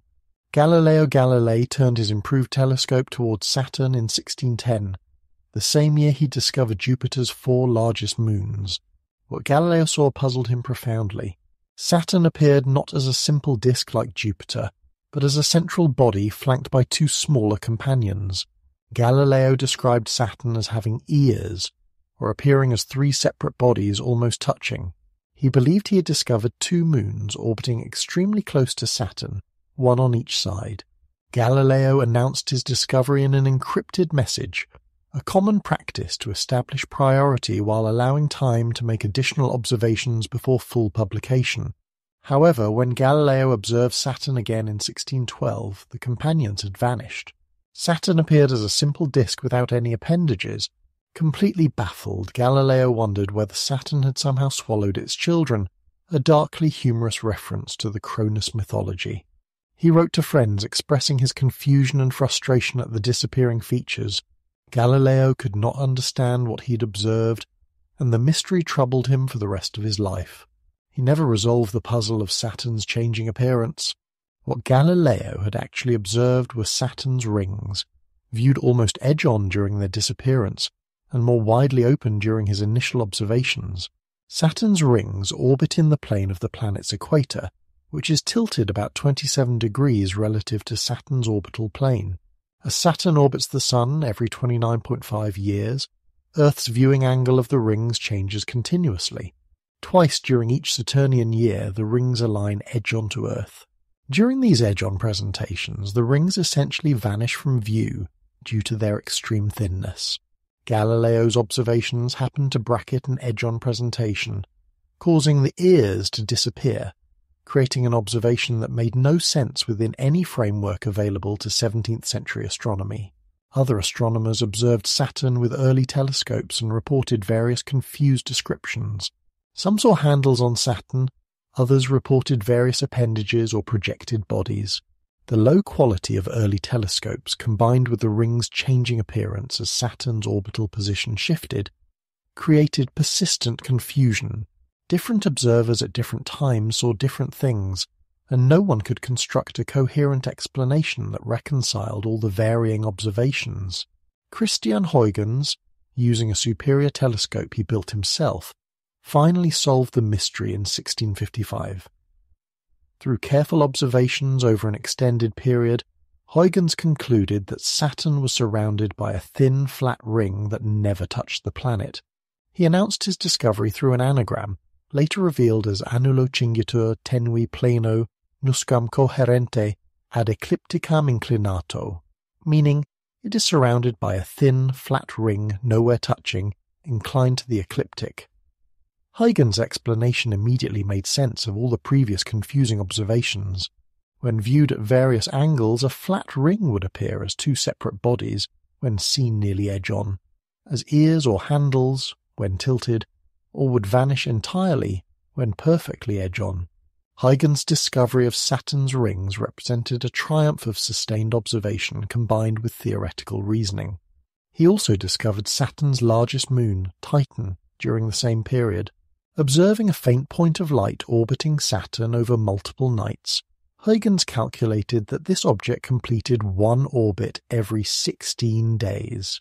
Titan's discovery proved that Saturn, like Jupiter, possessed natural satellites, reinforcing the Copernican picture of planets as worlds that could themselves be orbited by smaller bodies. Giovanni Domenico Cassini made the next major discoveries at Saturn. Working at the Paris Observatory beginning in 1669, Cassini used excellent telescopes and his own observational skill to discover 4 additional Saturnian moons between 1671 and 1684: Iapetus, Rhea, Dione, and Tethys. These discoveries expanded Saturn's family to 5 known moons, each requiring patient observation to detect against the glare of much brighter Saturn. Cassini also discovered the major division in Saturn's rings, the gap that now bears his name. Observing Saturn in 1675, Cassini noticed that the rings appeared divided, with a darker band separating what appeared to be 2 distinct rings. The Cassini division, roughly 4,700 kilometers wide, represented the first evidence that Saturn's rings possessed internal structure, rather than being a simple uniform disk. This discovery raised new questions about the nature of the rings. Were they solid structures like massive plates, or did they consist of something else? Observing Saturn's ring system over many years, astronomers noticed that the rings maintained the same appearance relative to Saturn even as the planet orbited the Sun and rotated on its axis. This constant orientation indicated the rings orbited in Saturn's equatorial plane and must be either extremely stable, rigid structures or composed of countless independent particles, each in its own orbit. The rings' unchanging appearance relative to Saturn ruled out the possibility that they were simply clouds or atmospheric features, which would show changing patterns like Jupiter's bands and zones. The debate over the rings' nature continued for nearly 2 centuries. Were they solid sheets? Liquid? Gaseous? Multiple smaller rings or one continuous structure? Mathematical investigations gradually constrained the possibilities. James Clerk Maxwell, in an essay written for the 1856 Adams Prize competition, proved mathematically that solid rings would be unstable and would quickly break apart. Maxwell concluded that the rings must consist of countless small particles, each independently orbiting Saturn according to Kepler's laws. This theoretical prediction was confirmed spectroscopically in the 1890s when James Keeler measured the rotational velocities of different parts of the rings, showing that inner regions orbit faster than outer regions, exactly as expected for independent particles but impossible for a solid structure. William Herschel, famous for discovering Uranus in 1781, made extensive observations of Saturn using large telescopes he built himself. Herschel discovered 2 additional moons, Mimas and Enceladus, in 1789. These small inner moons required excellent telescopes to detect due to their proximity to Saturn and their faintness compared to the planet's brilliance. Herschel's discoveries brought Saturn's known moon count to 7, though many more remain to be found. Observations through improving telescopes revealed that Saturn, like Jupiter, showed atmospheric banding, though far more subdued.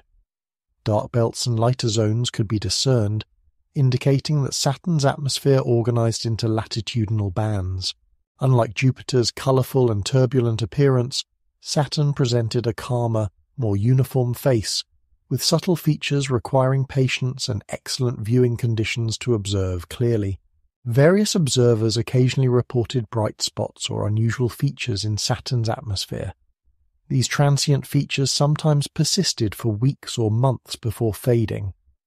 The irregular appearance of such spots suggested storm systems or other atmospheric disturbances, though detailed study remained impossible without spacecraft visiting Saturn directly. The discovery of Saturn's rotation period proved challenging due to the lack of persistent surface features to track. Eventually, observations of atmospheric features combined with measurements of Saturn's radio emissions and magnetic field allowed astronomers to determine that Saturn's day lasts approximately 10 hours and 33 minutes at the equator, though exact measurements remained uncertain until spacecraft visited the planet. Throughout the 18th and 19th centuries, Saturn remained an object of fascination for both professional and amateur astronomers. The planet's beautiful ring system made it a favorite target for anyone with a telescope. Observing Saturn's rings open at various angles as the planet moved through its orbit became a standard activity for astronomers learning their craft. Sketching Saturn's appearance, tracking the visibility of the Cassini division, and attempting to spot atmospheric features provided entertainment and education for generations of skywatchers. By the 20th century, photography had joined visual observation as an astronomical tool. Photographic plates captured Saturn's appearance with a permanence that drawings could not match. Long exposures revealed faint details invisible to the eye, while precise position measurements tracked Saturn's motion with unprecedented accuracy. However, photographs showed Saturn much as telescopes did. A yellowish disk surrounded by brilliant rings, with subtle atmospheric banding and occasionally a faint moon or two visible near the planet. Spectroscopy, the analysis of light broken into its component colors, revealed new information about Saturn's composition. Spectral absorption features indicated the presence of methane and ammonia in Saturn's atmosphere. These findings, combined with theoretical calculations of Saturn's mass and size, suggested the planet consisted primarily of hydrogen and helium, similar to the Sun's composition. Saturn appeared to be a failed star, a body that had accumulated substantial mass but not quite enough to ignite nuclear fusion in its core. Ground-based astronomy could take Saturn studies only so far. The planet's immense distance, over 1 billion kilometers from Earth, limited the detail resolvable even through the largest telescopes. Atmospheric turbulence in Earth's atmosphere further blurred images, preventing observation of features smaller than a few hundred kilometers across on Saturn. To truly explore Saturn, to see its rings in detail, to discover additional moons, to probe its atmosphere and magnetic field, spacecraft would need to make the long journey to the ringed giant. The space age, beginning with the launch of Sputnik in 1957, opened possibilities for exploring planets up close rather than only from Earth's distant vantage point. Within 2 decades of the first artificial satellite, spacecraft had visited the Moon, Venus and Mars.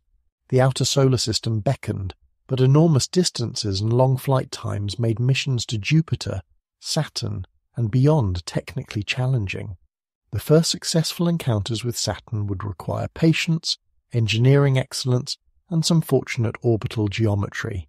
Pioneer 11 became the first spacecraft to visit Saturn, arriving in September 1979 after a 6-year journey that included a swingby of Jupiter. This hardy spacecraft, built by NASA with a design emphasizing reliability and simplicity, carried instruments to study magnetic fields, charged particles, cosmic rays, and to image Saturn from close range. Pioneer 11's flyby trajectory took it beneath Saturn's rings, passing within 21,000 kilometers of the cloud tops, closer to the planet than the distance to the ring plane. Pioneer 11's images revealed Saturn in unprecedented detail, though still limited by the spacecraft's relatively simple imaging system. The ring showed structure beyond the Cassini division, with additional gaps and variations visible. Saturn's atmosphere displayed more subtle features than previously observed from Earth. The spacecraft detected Saturn's magnetic field and traced its bow shock, the region where the solar wind impacts Saturn's magnetosphere. Measurements of charged particle populations around Saturn provided the first direct sampling of the planet's radiation environment. The flyby also served as a reconnaissance mission for the Voyager spacecraft that would follow. Pioneer 11's successful passage through the ring plane demonstrated that this region, while containing ring particles, wasn't so densely populated that a spacecraft would inevitably suffer damaging impacts. This information proved crucial for planning the Voyager trajectories, which would need to pass through or near the ring plane to achieve their mission objectives. Voyager 1 arrived at Saturn in November 1980, equipped with far more sophisticated instruments than Pioneer 11. The spacecraft carried twin television cameras capable of returning high-resolution color images, along with instruments to study magnetic fields, plasma particles, cosmic rays, and to measure atmospheric temperatures through infrared and ultraviolet sensors. Voyager 1's trajectory took it close to Titan, Saturn's largest moon, making that encounter a priority even though it meant the spacecraft couldn't continue to Uranus and Neptune afterward. The images returned by Voyager 1 astonished scientists and the public alike. Saturn's rings revealed themselves as extraordinarily complex structures containing hundreds or thousands of individual ringlets. The supposedly empty Cassini division contained substantial material organized into multiple narrow rings. The F-ring, orbiting just beyond the main ring system, showed bizarre braided structures and kinked patterns that defied simple explanation. Small moons, some previously unknown, appeared in the images, several embedded within or near the rings. Voyager 1's close approach to Titan disappointed hopes of imaging the surface. Titan's dense, hazy atmosphere completely obscured the surface from the cameras, showing only a featureless orange sphere. However, instruments measured Titan's atmospheric composition, revealing primarily nitrogen with substantial methane, far more Earth-like in basic composition than expected. Temperature measurements indicated a frigidly cold surface, around minus 179 degrees Celsius, cold enough that water ice would be rock hard, but methane and ethane could exist as liquids. The spacecraft discovered new moons during its flyby, bringing Saturn's known satellite count to 17. Some of these new moons played important roles in shaping the rings, acting as shepherds that confined narrow rings through their gravitational influence. The discovery that small moons could maintain narrow rings through resonant interactions provided new insights into celestial mechanics and into how planetary systems evolve. Voyager 1 also studied Saturn's atmosphere in detail, revealing that wind speeds near the equator exceeded 1,800 kilometers per hour, among the fastest planetary winds ever measured.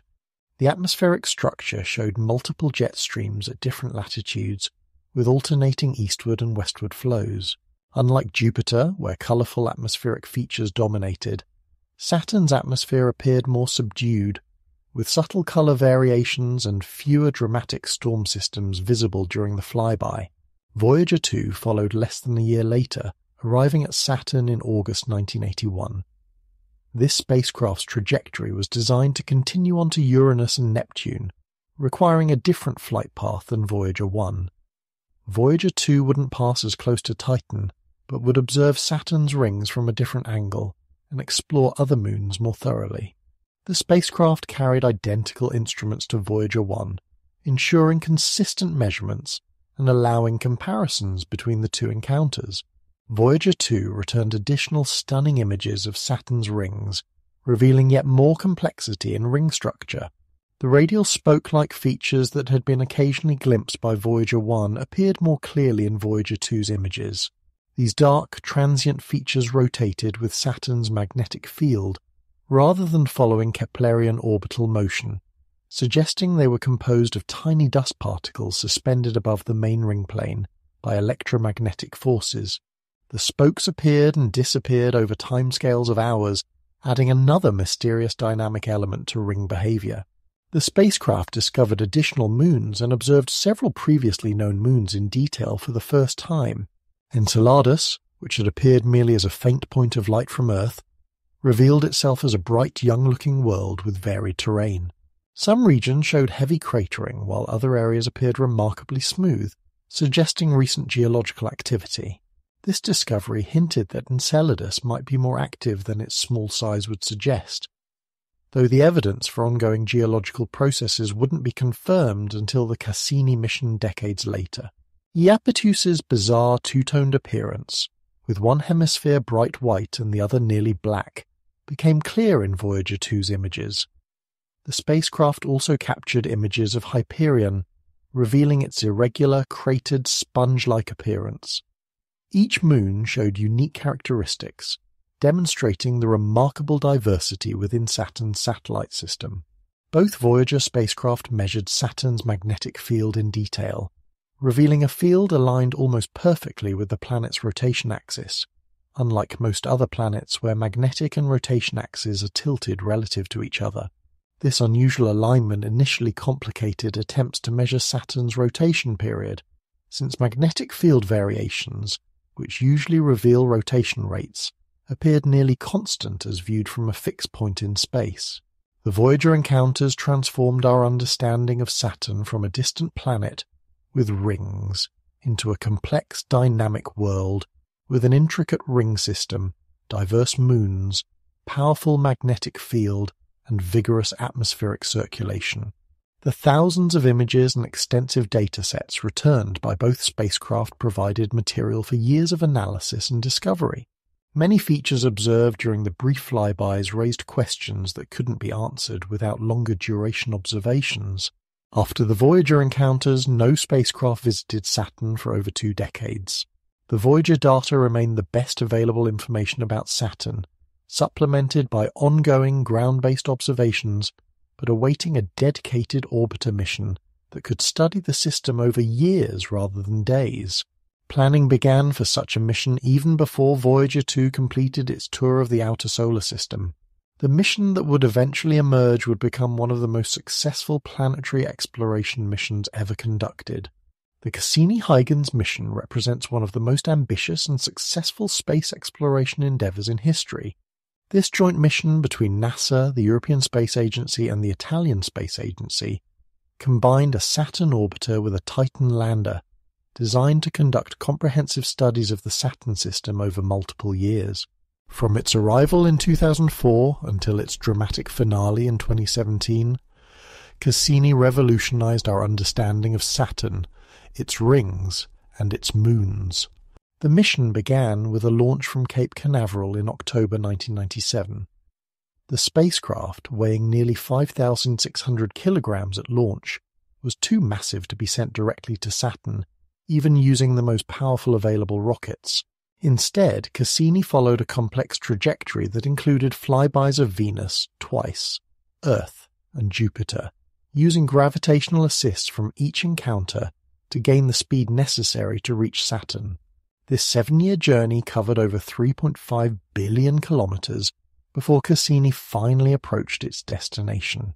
The spacecraft's instrument complement included 12 scientific instruments on the orbiter and 6 on the Huygens probe. The orbiter carried twin cameras for visible light imaging, along with instruments for infrared and ultraviolet observations. Radar equipment allowed the spacecraft to image Titan's surface through its opaque atmosphere and to study the structure of Saturn's rings. Instruments to measure magnetic fields, plasma particles, dust particles, and cosmic rays would characterize Saturn's space environment. A radio science experiment would use variations in radio signals to probe Saturn's atmosphere and measure gravitational fields. Arriving at Saturn in July 2004, Cassini needed to slow down enough to be captured by Saturn's gravity, rather than flying past like the Pioneer and Voyager spacecraft. The spacecraft fired its main engine in a crucial orbital insertion burn lasting 96 minutes, reducing its velocity enough to enter orbit around Saturn. The burn occurred while Cassini passed through the gap between the F ring and the G ring, a region hopefully clear of dangerous ring particles that might damage the spacecraft. The insertion burn succeeded flawlessly, and Cassini began its orbital tour of the Saturn system. The mission was initially planned for 4 years, but would eventually be extended twice, operating for 13 years in orbit around Saturn. During this time, Cassini completed 294 orbits of Saturn, flew by Titan 127 times, and made close approaches to numerous other moons, returning over 450,000 images and countless datasets. One of the mission's first major events occurred in January 2005 when the Huygens probe separated from Cassini and descended through Titan's atmosphere. After a 3-week coast through space following separation, Huygens entered Titan's atmosphere and deployed parachutes to slow its descent. For over 2.5 hours, the probe descended through Titan's thick atmosphere, measuring atmospheric composition, temperature, pressure, and wind speeds, while capturing images of the landscape below. The images returned by Huygens revealed a world that looked hauntingly Earth-like despite its utterly alien chemistry. Channels carved by liquid flow wound across highlands toward lower regions. What appeared to be shorelines suggested lakes or seas, though not visible in the landing site area. The surface at the landing site showed rounded pebbles, possibly ice smoothed by liquid flow, resting on a harder substrate. The probe survived landing and transmitted data from Titan's surface for over 90 minutes before its batteries depleted. Huygens measurements confirmed that Titan's atmosphere consists primarily of nitrogen, with significant methane, along with trace amounts of more complex hydrocarbons and nitrogen-bearing organic compounds. Temperature measurements showed the surface temperature at minus 179 degrees Celsius as expected. Wind measurements revealed relatively calm conditions near the surface with faster winds aloft. The success of the Huygens landing made it the most distant landing of a human-made probe and the first landing in the outer solar system. Cassini's orbital tour was carefully designed to maximize scientific return while working within constraints of fuel availability and mission lifetime. The spacecraft's orbit evolved over time through gravitational assists from Titan flybys, allowing Cassini to explore different regions of the Saturn system. Some orbits took the spacecraft high above Saturn's poles, providing unique views of polar regions. Others passed close to the ring plane, enabling detailed ring studies. The orbit was repeatedly adjusted to enable close flybys of various moons. Early in the mission, Cassini discovered lakes on Titan's surface using radar imaging. These lakes, concentrated near the polar regions, represented the first bodies of standing liquid discovered anywhere beyond Earth. Follow-up observations revealed that the northern hemisphere contained 3 large seas and dozens of smaller lakes, while the southern hemisphere had fewer liquid bodies. The lakes consisted of liquid methane and ethane, with dissolved nitrogen, representing the only stable bodies of surface liquid anywhere in the solar system except Earth. One of Cassini's most spectacular discoveries came in 2005 when the spacecraft detected plumes of water vapor and ice particles erupting from Enceladus's south polar region. Initial observations showing anomalous plasma characteristics near Enceladus led to closer flybys specifically targeted to investigate this small moon. Images revealed enormous geysers jetting from fractures nicknamed tiger stripes, ejecting material hundreds of kilometers into space. Analysis of the plume composition revealed water vapor, ice particles, salts, silica, and simple organic molecules.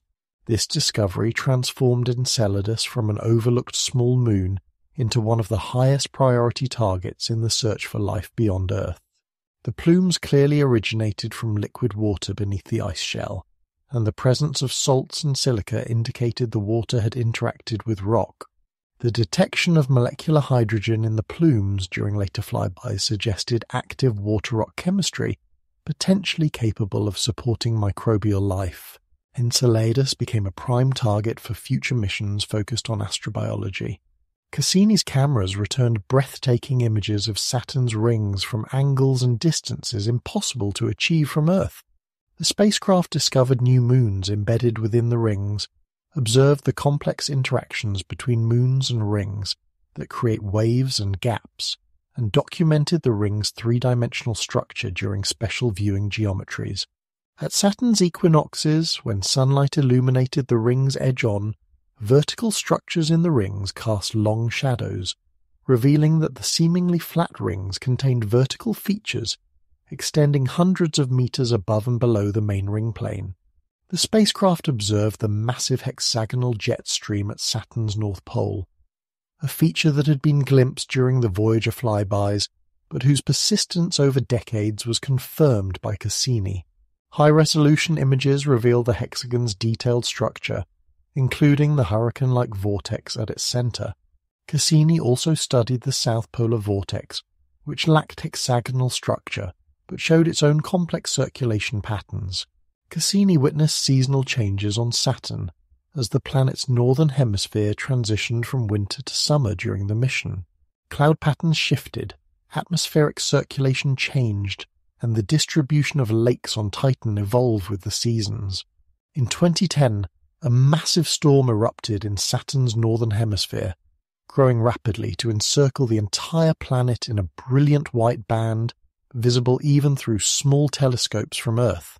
Cassini documented this great white spot in unprecedented detail, observing lightning storms, massive temperature anomalies, and the storm's gradual dissipation over the following months. The mission discovered dozens of new moons, bringing Saturn's satellite count into the hundreds. Many of these discoveries were tiny irregular satellites orbiting far from Saturn, detected through patient analysis of long-exposure images. Closer to Saturn, Cassini found small moons embedded in or near the rings, some maintaining gaps in the rings through gravitational shepherding. The discovery that Saturn's moon system was far more extensive than previously known highlighted the richness and complexity of planetary satellite systems. Cassini's extended mission phases allowed the spacecraft to explore regions and conditions not accessible during the primary mission. The extended missions included dedicated observations of specific moons, seasonal monitoring of atmospheric changes, and studies of Saturn's magnetosphere during different solar wind conditions. Each extension produced new discoveries and deeper understanding of phenomena observed earlier in the mission. As Cassini's fuel supply dwindled, mission planners faced a crucial decision. Without fuel for orbit adjustments, the spacecraft would eventually crash into Saturn, one of its moons, or escape the system entirely.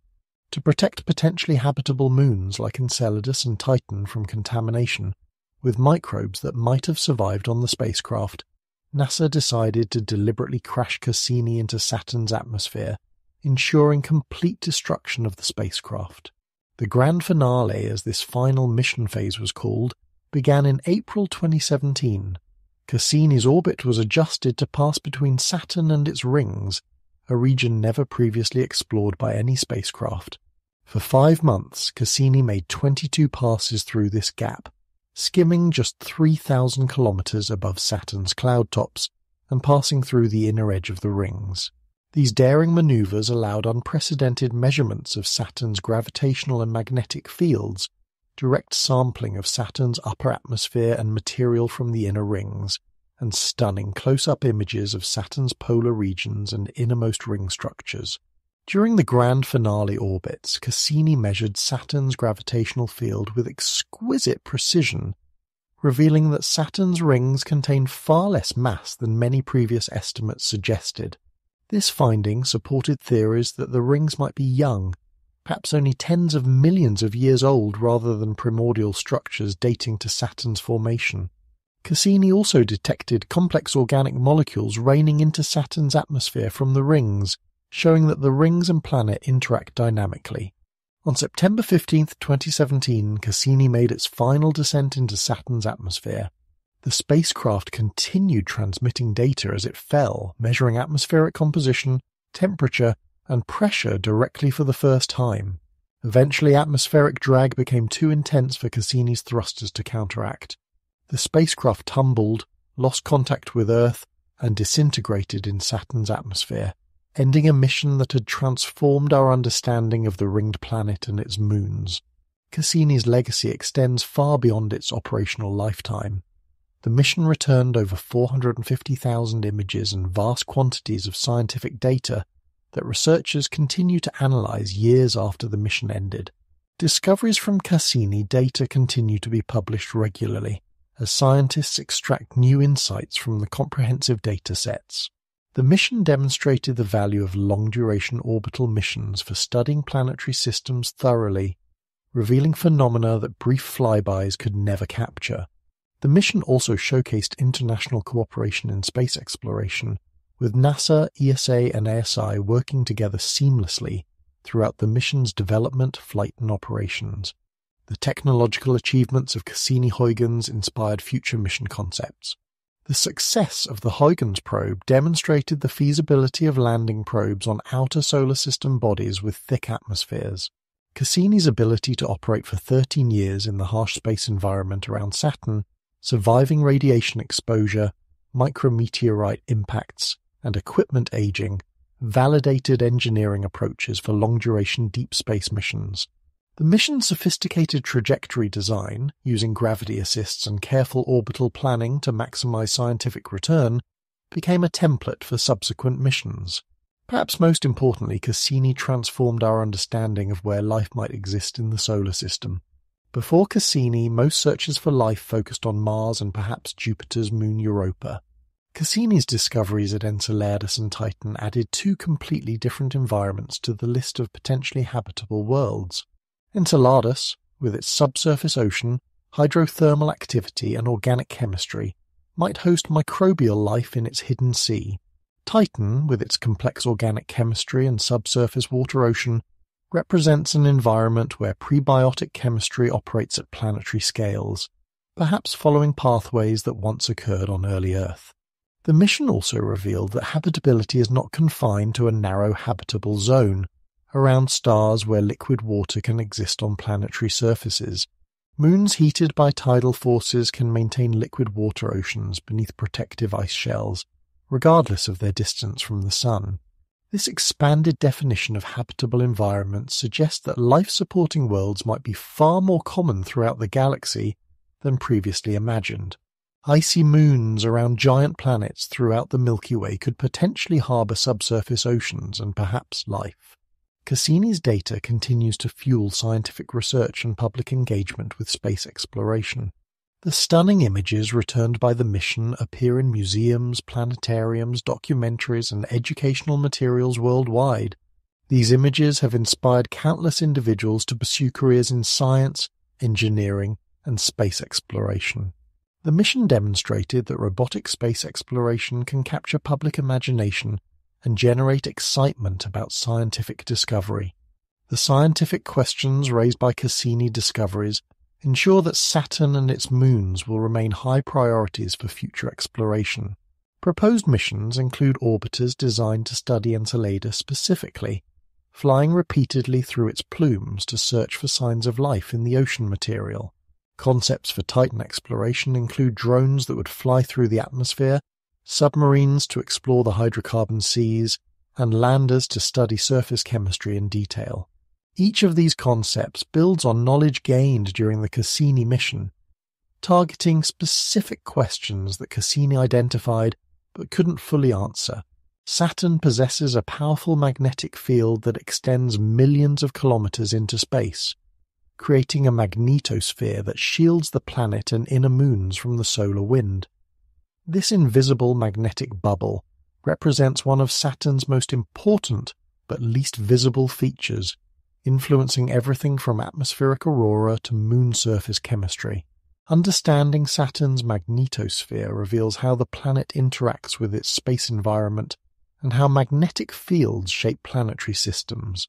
Saturn's magnetic field originates deep within the planet's interior, where liquid metallic hydrogen conducts electricity and circulating currents generate magnetic fields through dynamo action. The field strength at Saturn's cloud tops measures approximately 20 microteslas, roughly 30 times stronger than Earth's magnetic field, but significantly weaker than Jupiter's. Despite being weaker than Jupiter's field, Saturn's magnetosphere extends far into space, reaching distances of over 20 Saturn radii on the sunward side and stretching even further downwind in a long magnetotail. The solar wind, a continuous stream of charged particles flowing outward from the Sun, carries its own magnetic field into interplanetary space. When this magnetized solar wind encounters Saturn's magnetic field, the interaction creates a bow shock, a standing shock wave where the supersonic solar wind abruptly slows and heats up.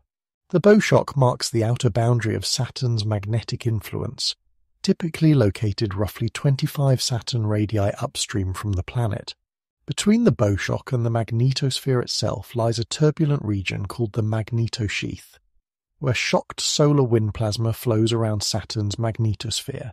The magnetopause, marking the magnetosphere's outer boundary, represents the location where Saturn's magnetic pressure balances the dynamic pressure of the flowing solar wind.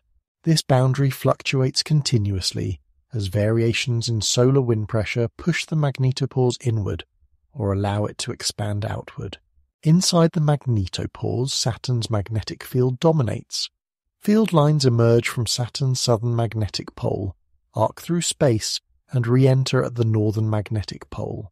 Unlike Earth's magnetic field, which tilts significantly relative to the rotation axis, Saturn's magnetic field aligns almost perfectly with the planet's spin axis. This unusual alignment initially puzzled scientists because it made determining Saturn's rotation period difficult techniques that work for other planets by tracking magnetic field variations fail when the field appears essentially constant as viewed from a fixed location. Charged particles become trapped in Saturn's magnetic field, spiraling along field lines and bouncing between northern and southern hemispheres. These trapped particles form radiation belts analogous to Earth's Van Allen belts, but extending across a much larger volume of space. The radiation environment near Saturn varies dramatically with distance from the planet. Close to Saturn, inside the ring system, radiation levels are relatively low because ring particles absorb charged particles, clearing them from nearby space.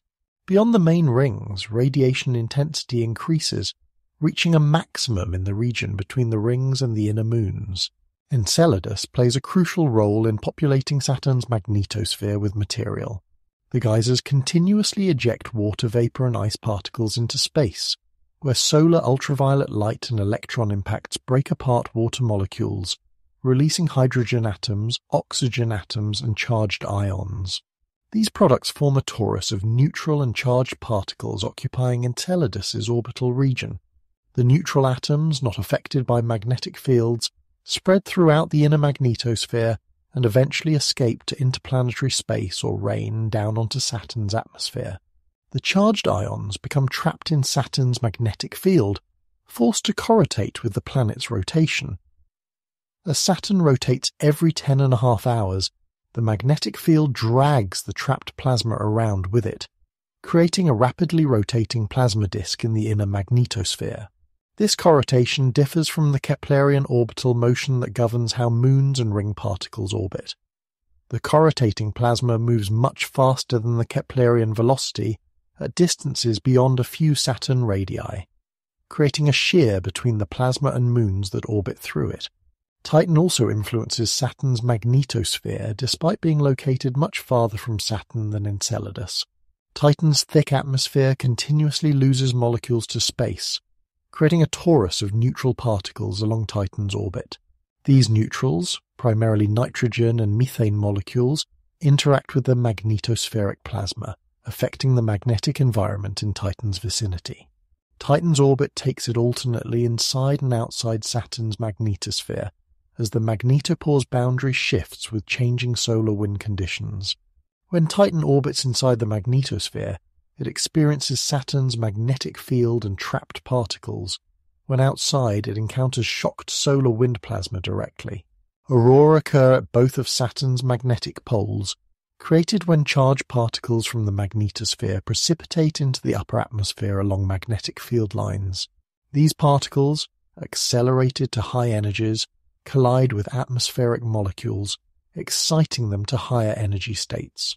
When the molecules relax back to lower energy states, they emit ultraviolet and infrared light, creating glowing oval regions around each pole. Saturn's aurora show complex structures and dynamics, varying on timescales from minutes to days in response to changes in solar wind conditions and in the magnetosphere's internal dynamics. Radio emissions from Saturn provide remote sensing of magnetospheric processes. Strong radio signals called Saturn kilometric radiation, SKR, are generated when electrons spiral along magnetic field lines in the polar regions. The intensity and frequency distribution of SKR vary systematically, revealing information about the source regions and the conditions that generate the emissions. Unexpectedly, SKR modulates with a period close to Saturn's rotation period, providing one method for estimating how fast the planet rotates, despite the nearly perfect alignment of the magnetic and rotation axes. Lightning storms in Saturn's atmosphere generate another type of radio emission called Saturn electrostatic discharges, SED. These powerful electrical discharges in deep water clouds produce broadband radio bursts detectable from spacecraft throughout the inner solar system. Cassini detected numerous lightning storms during its mission, some lasting for months and producing thousands of individual discharge events. The radio signatures allowed tracking of storm systems even when clouds obscured visual features. The interaction between Saturn's magnetosphere and the rings creates unique phenomena. Ring particles, mostly water ice, absorb charged particles that intersect the ring plane, creating a depleted region in Saturn's radiation belts. This absorption carves gaps in the radiation environment, offering some protection to moons that orbit near the rings. However, the radiation also affects the ring particles themselves, breaking apart molecules and creating chemical changes in the ice. Over time, radiation processing darkens and chemically alters ring material. Dust from the rings and moons populates the magnetosphere, with grain sizes ranging from nanometers to micrometers. This dust interacts with magnetospheric plasma, becoming charged and responding to electromagnetic forces. Some dust particles become entrained in the corrotating plasma, moving at supersonic speeds relative to the moons and rings they originated from. These high-velocity dust impacts weather moon surfaces and contribute to erosion of larger ring particles. The magnetotail, extending downstream from Saturn in the anti-sunward direction, stretches millions of kilometers through space. In this extended tail region, Saturn's magnetic field lines become stretched by the solar wind flow, creating a region where magnetic energy can build up and occasionally release in explosive reconnection events. These events reconfigure the magnetic field, accelerating particles and sometimes ejecting plasma blobs that travel down the magnetotail away from Saturn.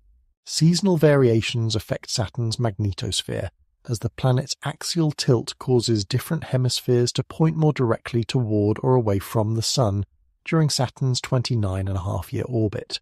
These seasonal changes alter the balance of solar ultraviolet light reaching different parts of the system, affecting ionization rates and potentially modulating the production of plasma from moon atmospheres and rings.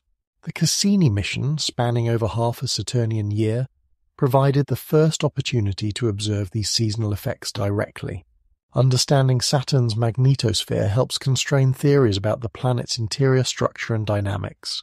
The nearly axis symmetric magnetic field suggests that the dynamo region where the field generates has particular characteristics, possibly indicating that the metallic hydrogen layer is very well mixed, or that convection patterns in the interior are organized differently than in planets with more tilted fields. The field strength and structure also provide information about the size and conductivity of the metallic hydrogen region. The magnetosphere serves as a natural laboratory for studying fundamental plasma physics processes. Phenomena like magnetic reconnection, wave-particle interactions, particle acceleration, and magnetosphere-ionosphere coupling occur in Saturn's magnetosphere under conditions difficult or impossible to replicate in terrestrial laboratories. Observations of these processes advance our understanding of space physics and inform models applicable to other magnetized planets throughout the universe. Saturn's allure guarantees that the planet and its moons will remain high priorities for future space exploration. The Cassini mission answered many questions but raised countless more, identifying phenomena that demand closer study and revealing targets worthy of dedicated missions. Several mission concepts are under consideration or in development, each designed to address specific scientific questions identified through decades of Saturn research. The highest priority targets for future missions are Enceladus and Titan, both of which offer potentially habitable environments and fascinating scientific questions. For Enceladus, mission concepts focus on sampling the plume material more comprehensively than Cassini could manage. A dedicated Enceladus orbiter could fly repeatedly through the plumes with instruments specifically designed to detect biosignatures, chemical indicators of life. Such instruments might include mass spectrometers capable of identifying complex organic molecules, amino acids, or even cellular fragments if life exists in Enceladus's ocean. More ambitious concepts propose landing on Enceladus near the active South Polar region.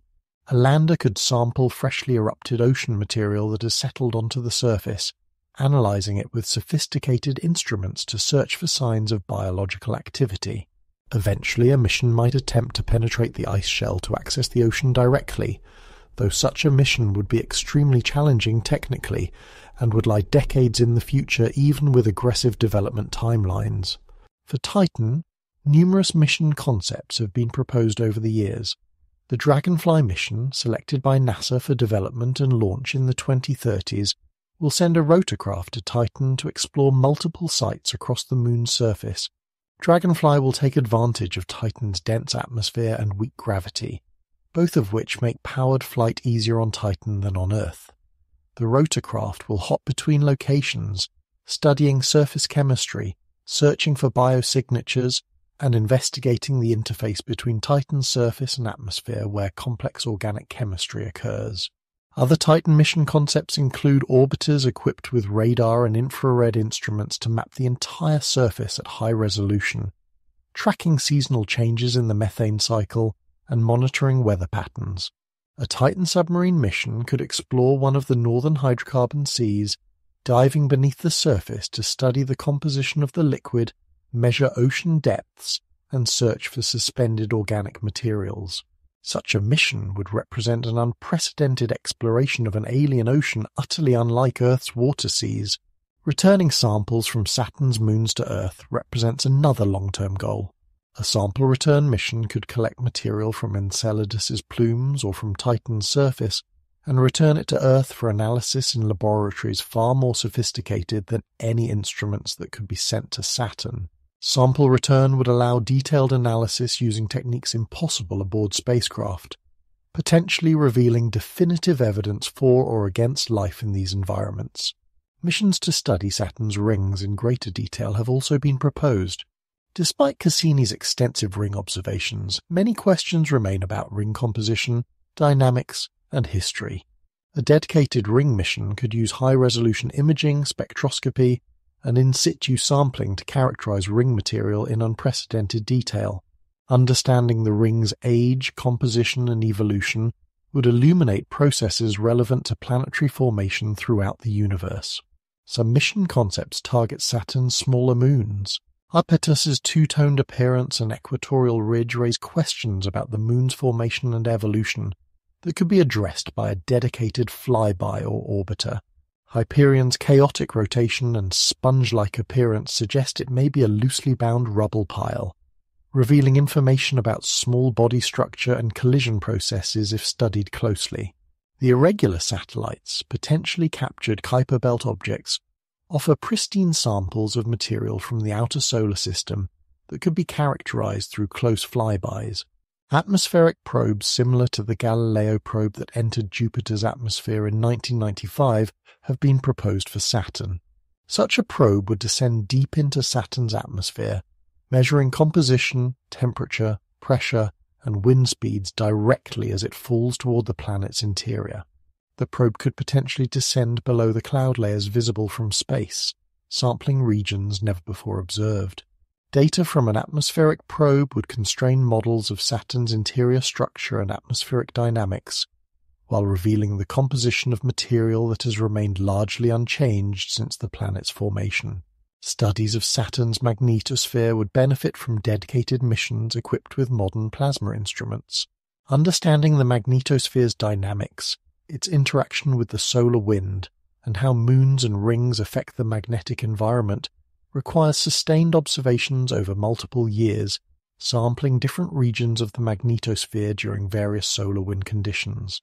A magnetospheric mission could also address questions about Saturn's mysterious rotation period by tracking periodicities in magnetospheric phenomena with high precision.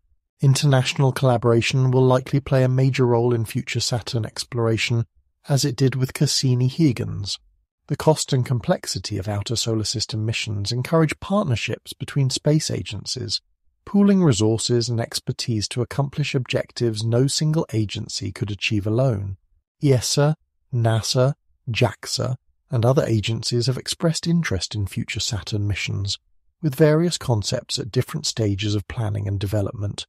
Technological advances will enable missions impossible with current capabilities.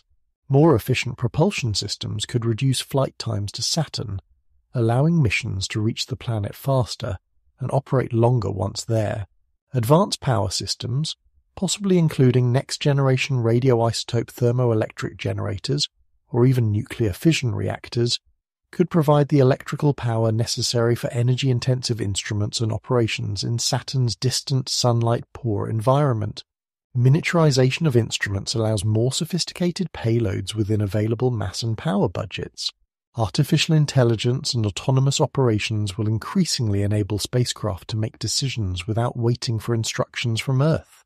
The light travel time between Earth and Saturn, roughly 70 to 90 minutes depending on the planet's positions in their orbits, makes real-time control impossible. Spacecraft must operate autonomously for critical activities like close flybys or plume sampling.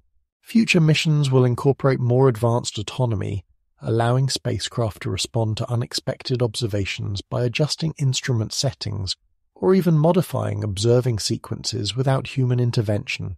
The search for life beyond Earth drives much of the interest in returning to Saturn. Enceladus and Titan rank among the most likely places in the solar system where life might exist or where conditions suitable for life's origin persist.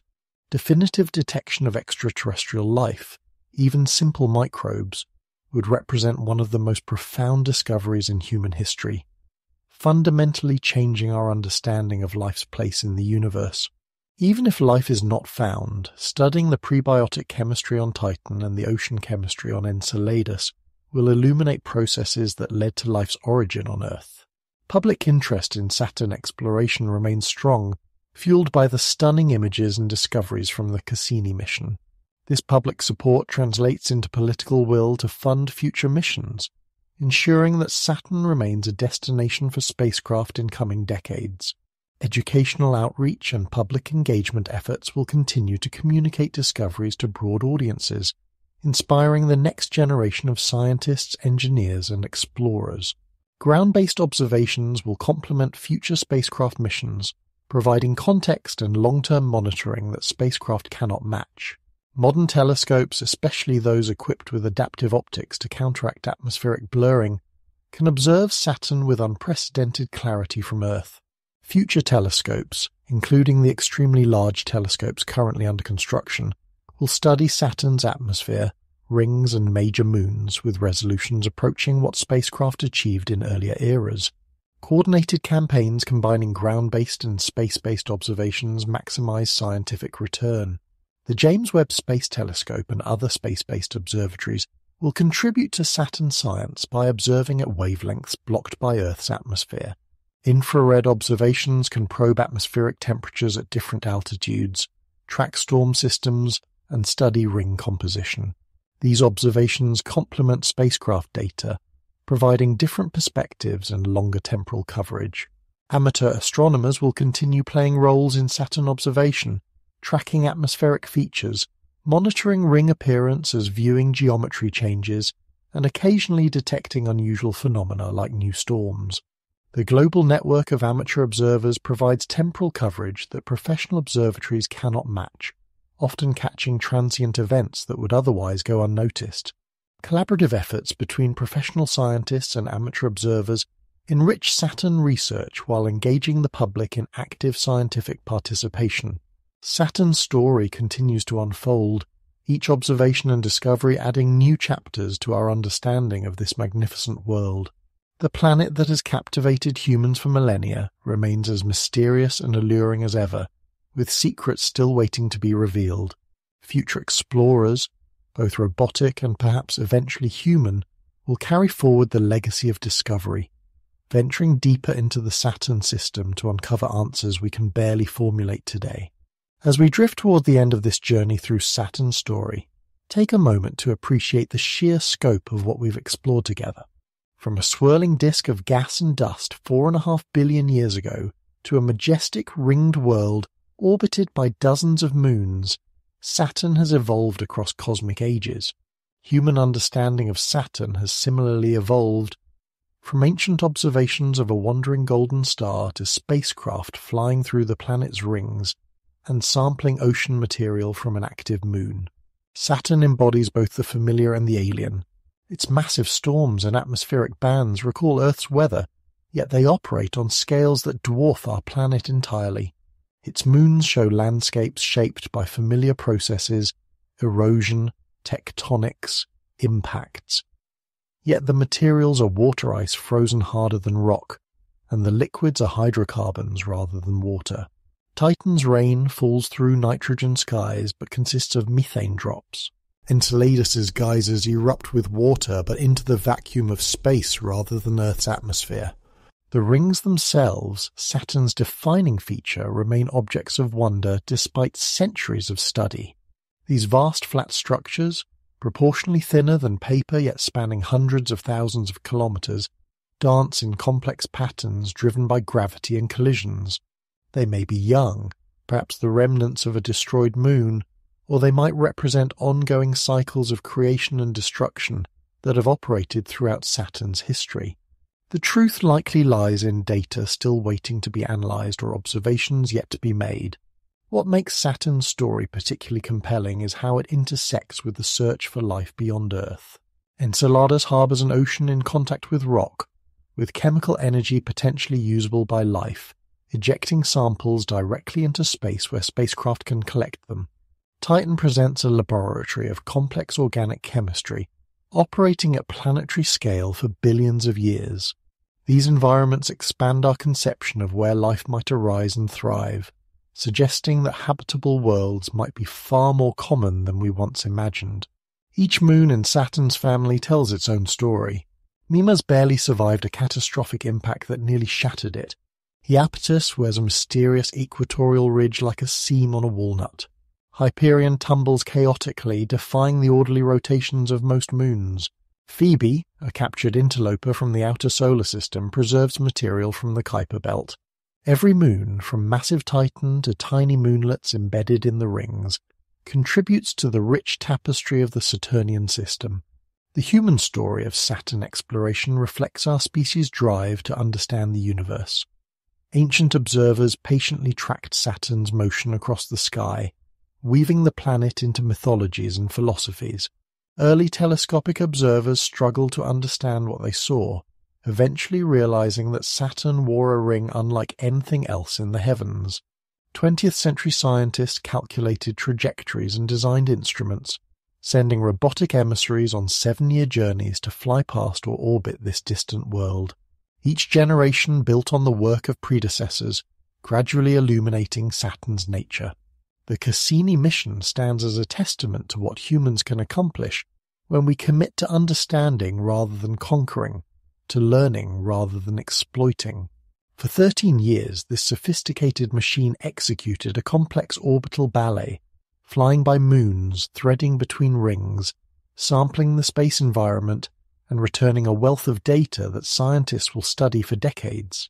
The mission succeeded through the efforts of thousands of people across multiple nations, working together toward common scientific goals. As we look toward the future, Saturn beckons with unanswered questions. How old are the rings, really? Does life exist in Enceladus's ocean? What drives Titan's methane cycle? And could exotic life forms use liquid methane as Earth's life uses water? What secrets lie in the composition of Saturn's deep atmosphere and core? Each question answered reveals new mysteries, ensuring that Saturn will remain a focus of scientific inquiry for generations to come. Perhaps there's something poetic about studying Saturn from our small rocky world. We look out across 1 billion kilometers of space to observe a planet so different from our own that it almost defies comparison. Saturn reminds us that the universe contains wonders we're only beginning to understand, that mysteries remain accessible to human curiosity and ingenuity, and that the cosmos offers endless opportunities for discovery. For those of you still listening, or perhaps drifting in that pleasant space between waking and sleep, know that Saturn continues its ancient orbit even now. The rings catch faint starlight in the darkness. Titan's methane clouds drift across orange skies. Enceladus's geysers pulse with the rhythm of tidal forces. The planet rotates, its winds howl, its storms brew and dissipate. Saturn exists independent of our observation, following physical laws that operated long before humans evolved and will continue long after we're gone. Yet somehow, through the improbable chain of events that led to consciousness arising on Earth, we can contemplate Saturn. We can calculate its orbit, photograph its rings, analyze its atmospheric composition, and wonder about life on its moons. We can feel awe at its beauty and curiosity about its secrets. In studying Saturn, we learn not only about a distant planet, but also about ourselves, about what it means to be aware of our place in the vast cosmic arena. So as you rest, perhaps imagine yourself drifting through Saturn's rings, watching billions of ice particles catch the light as they orbit in their ancient dance. Imagine flying low over Titan's methane seas, their surfaces smooth as glass, reflecting the hazy orange sky. Imagine witnessing Enceladus's geysers erupt, sending ocean material soaring into space in crystalline fountains. Imagine looking back at Earth from Saturn's distance, seeing our home world as a pale blue dot, tiny and precious in the vastness. Thank you for joining this exploration of Saturn's story. Whether you followed every word or simply let the narrative wash over you like a gentle tide, I hope you found something peaceful, fascinating, or simply soothing in this journey through the ringed planet's history. If you've enjoyed these explorations of cosmic topics presented in a relaxed, contemplative way, a like and subscribe would be deeply appreciated. Your support helps these gentle journeys through science and space continue. Sweet dreams, wherever you are. And remember, while you sleep, Saturn shines on, patient and beautiful, waiting for the next explorer to seek its secrets. Good night.